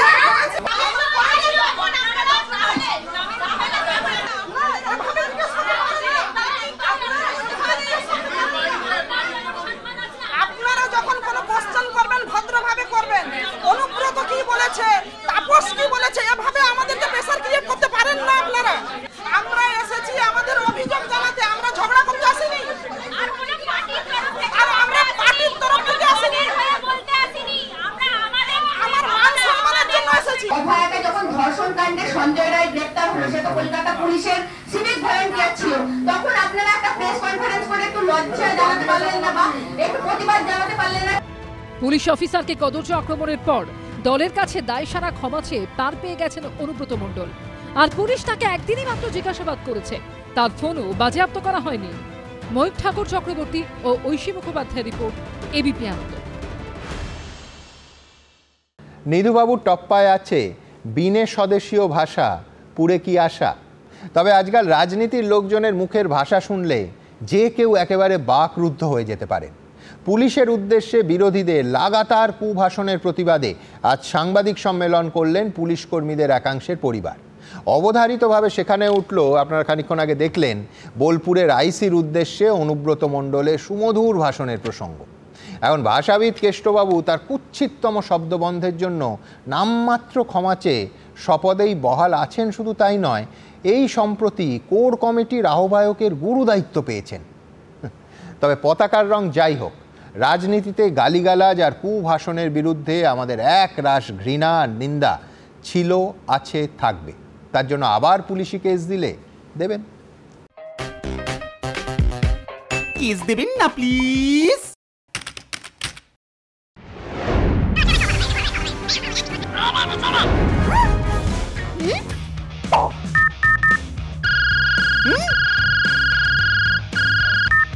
হ্যালো,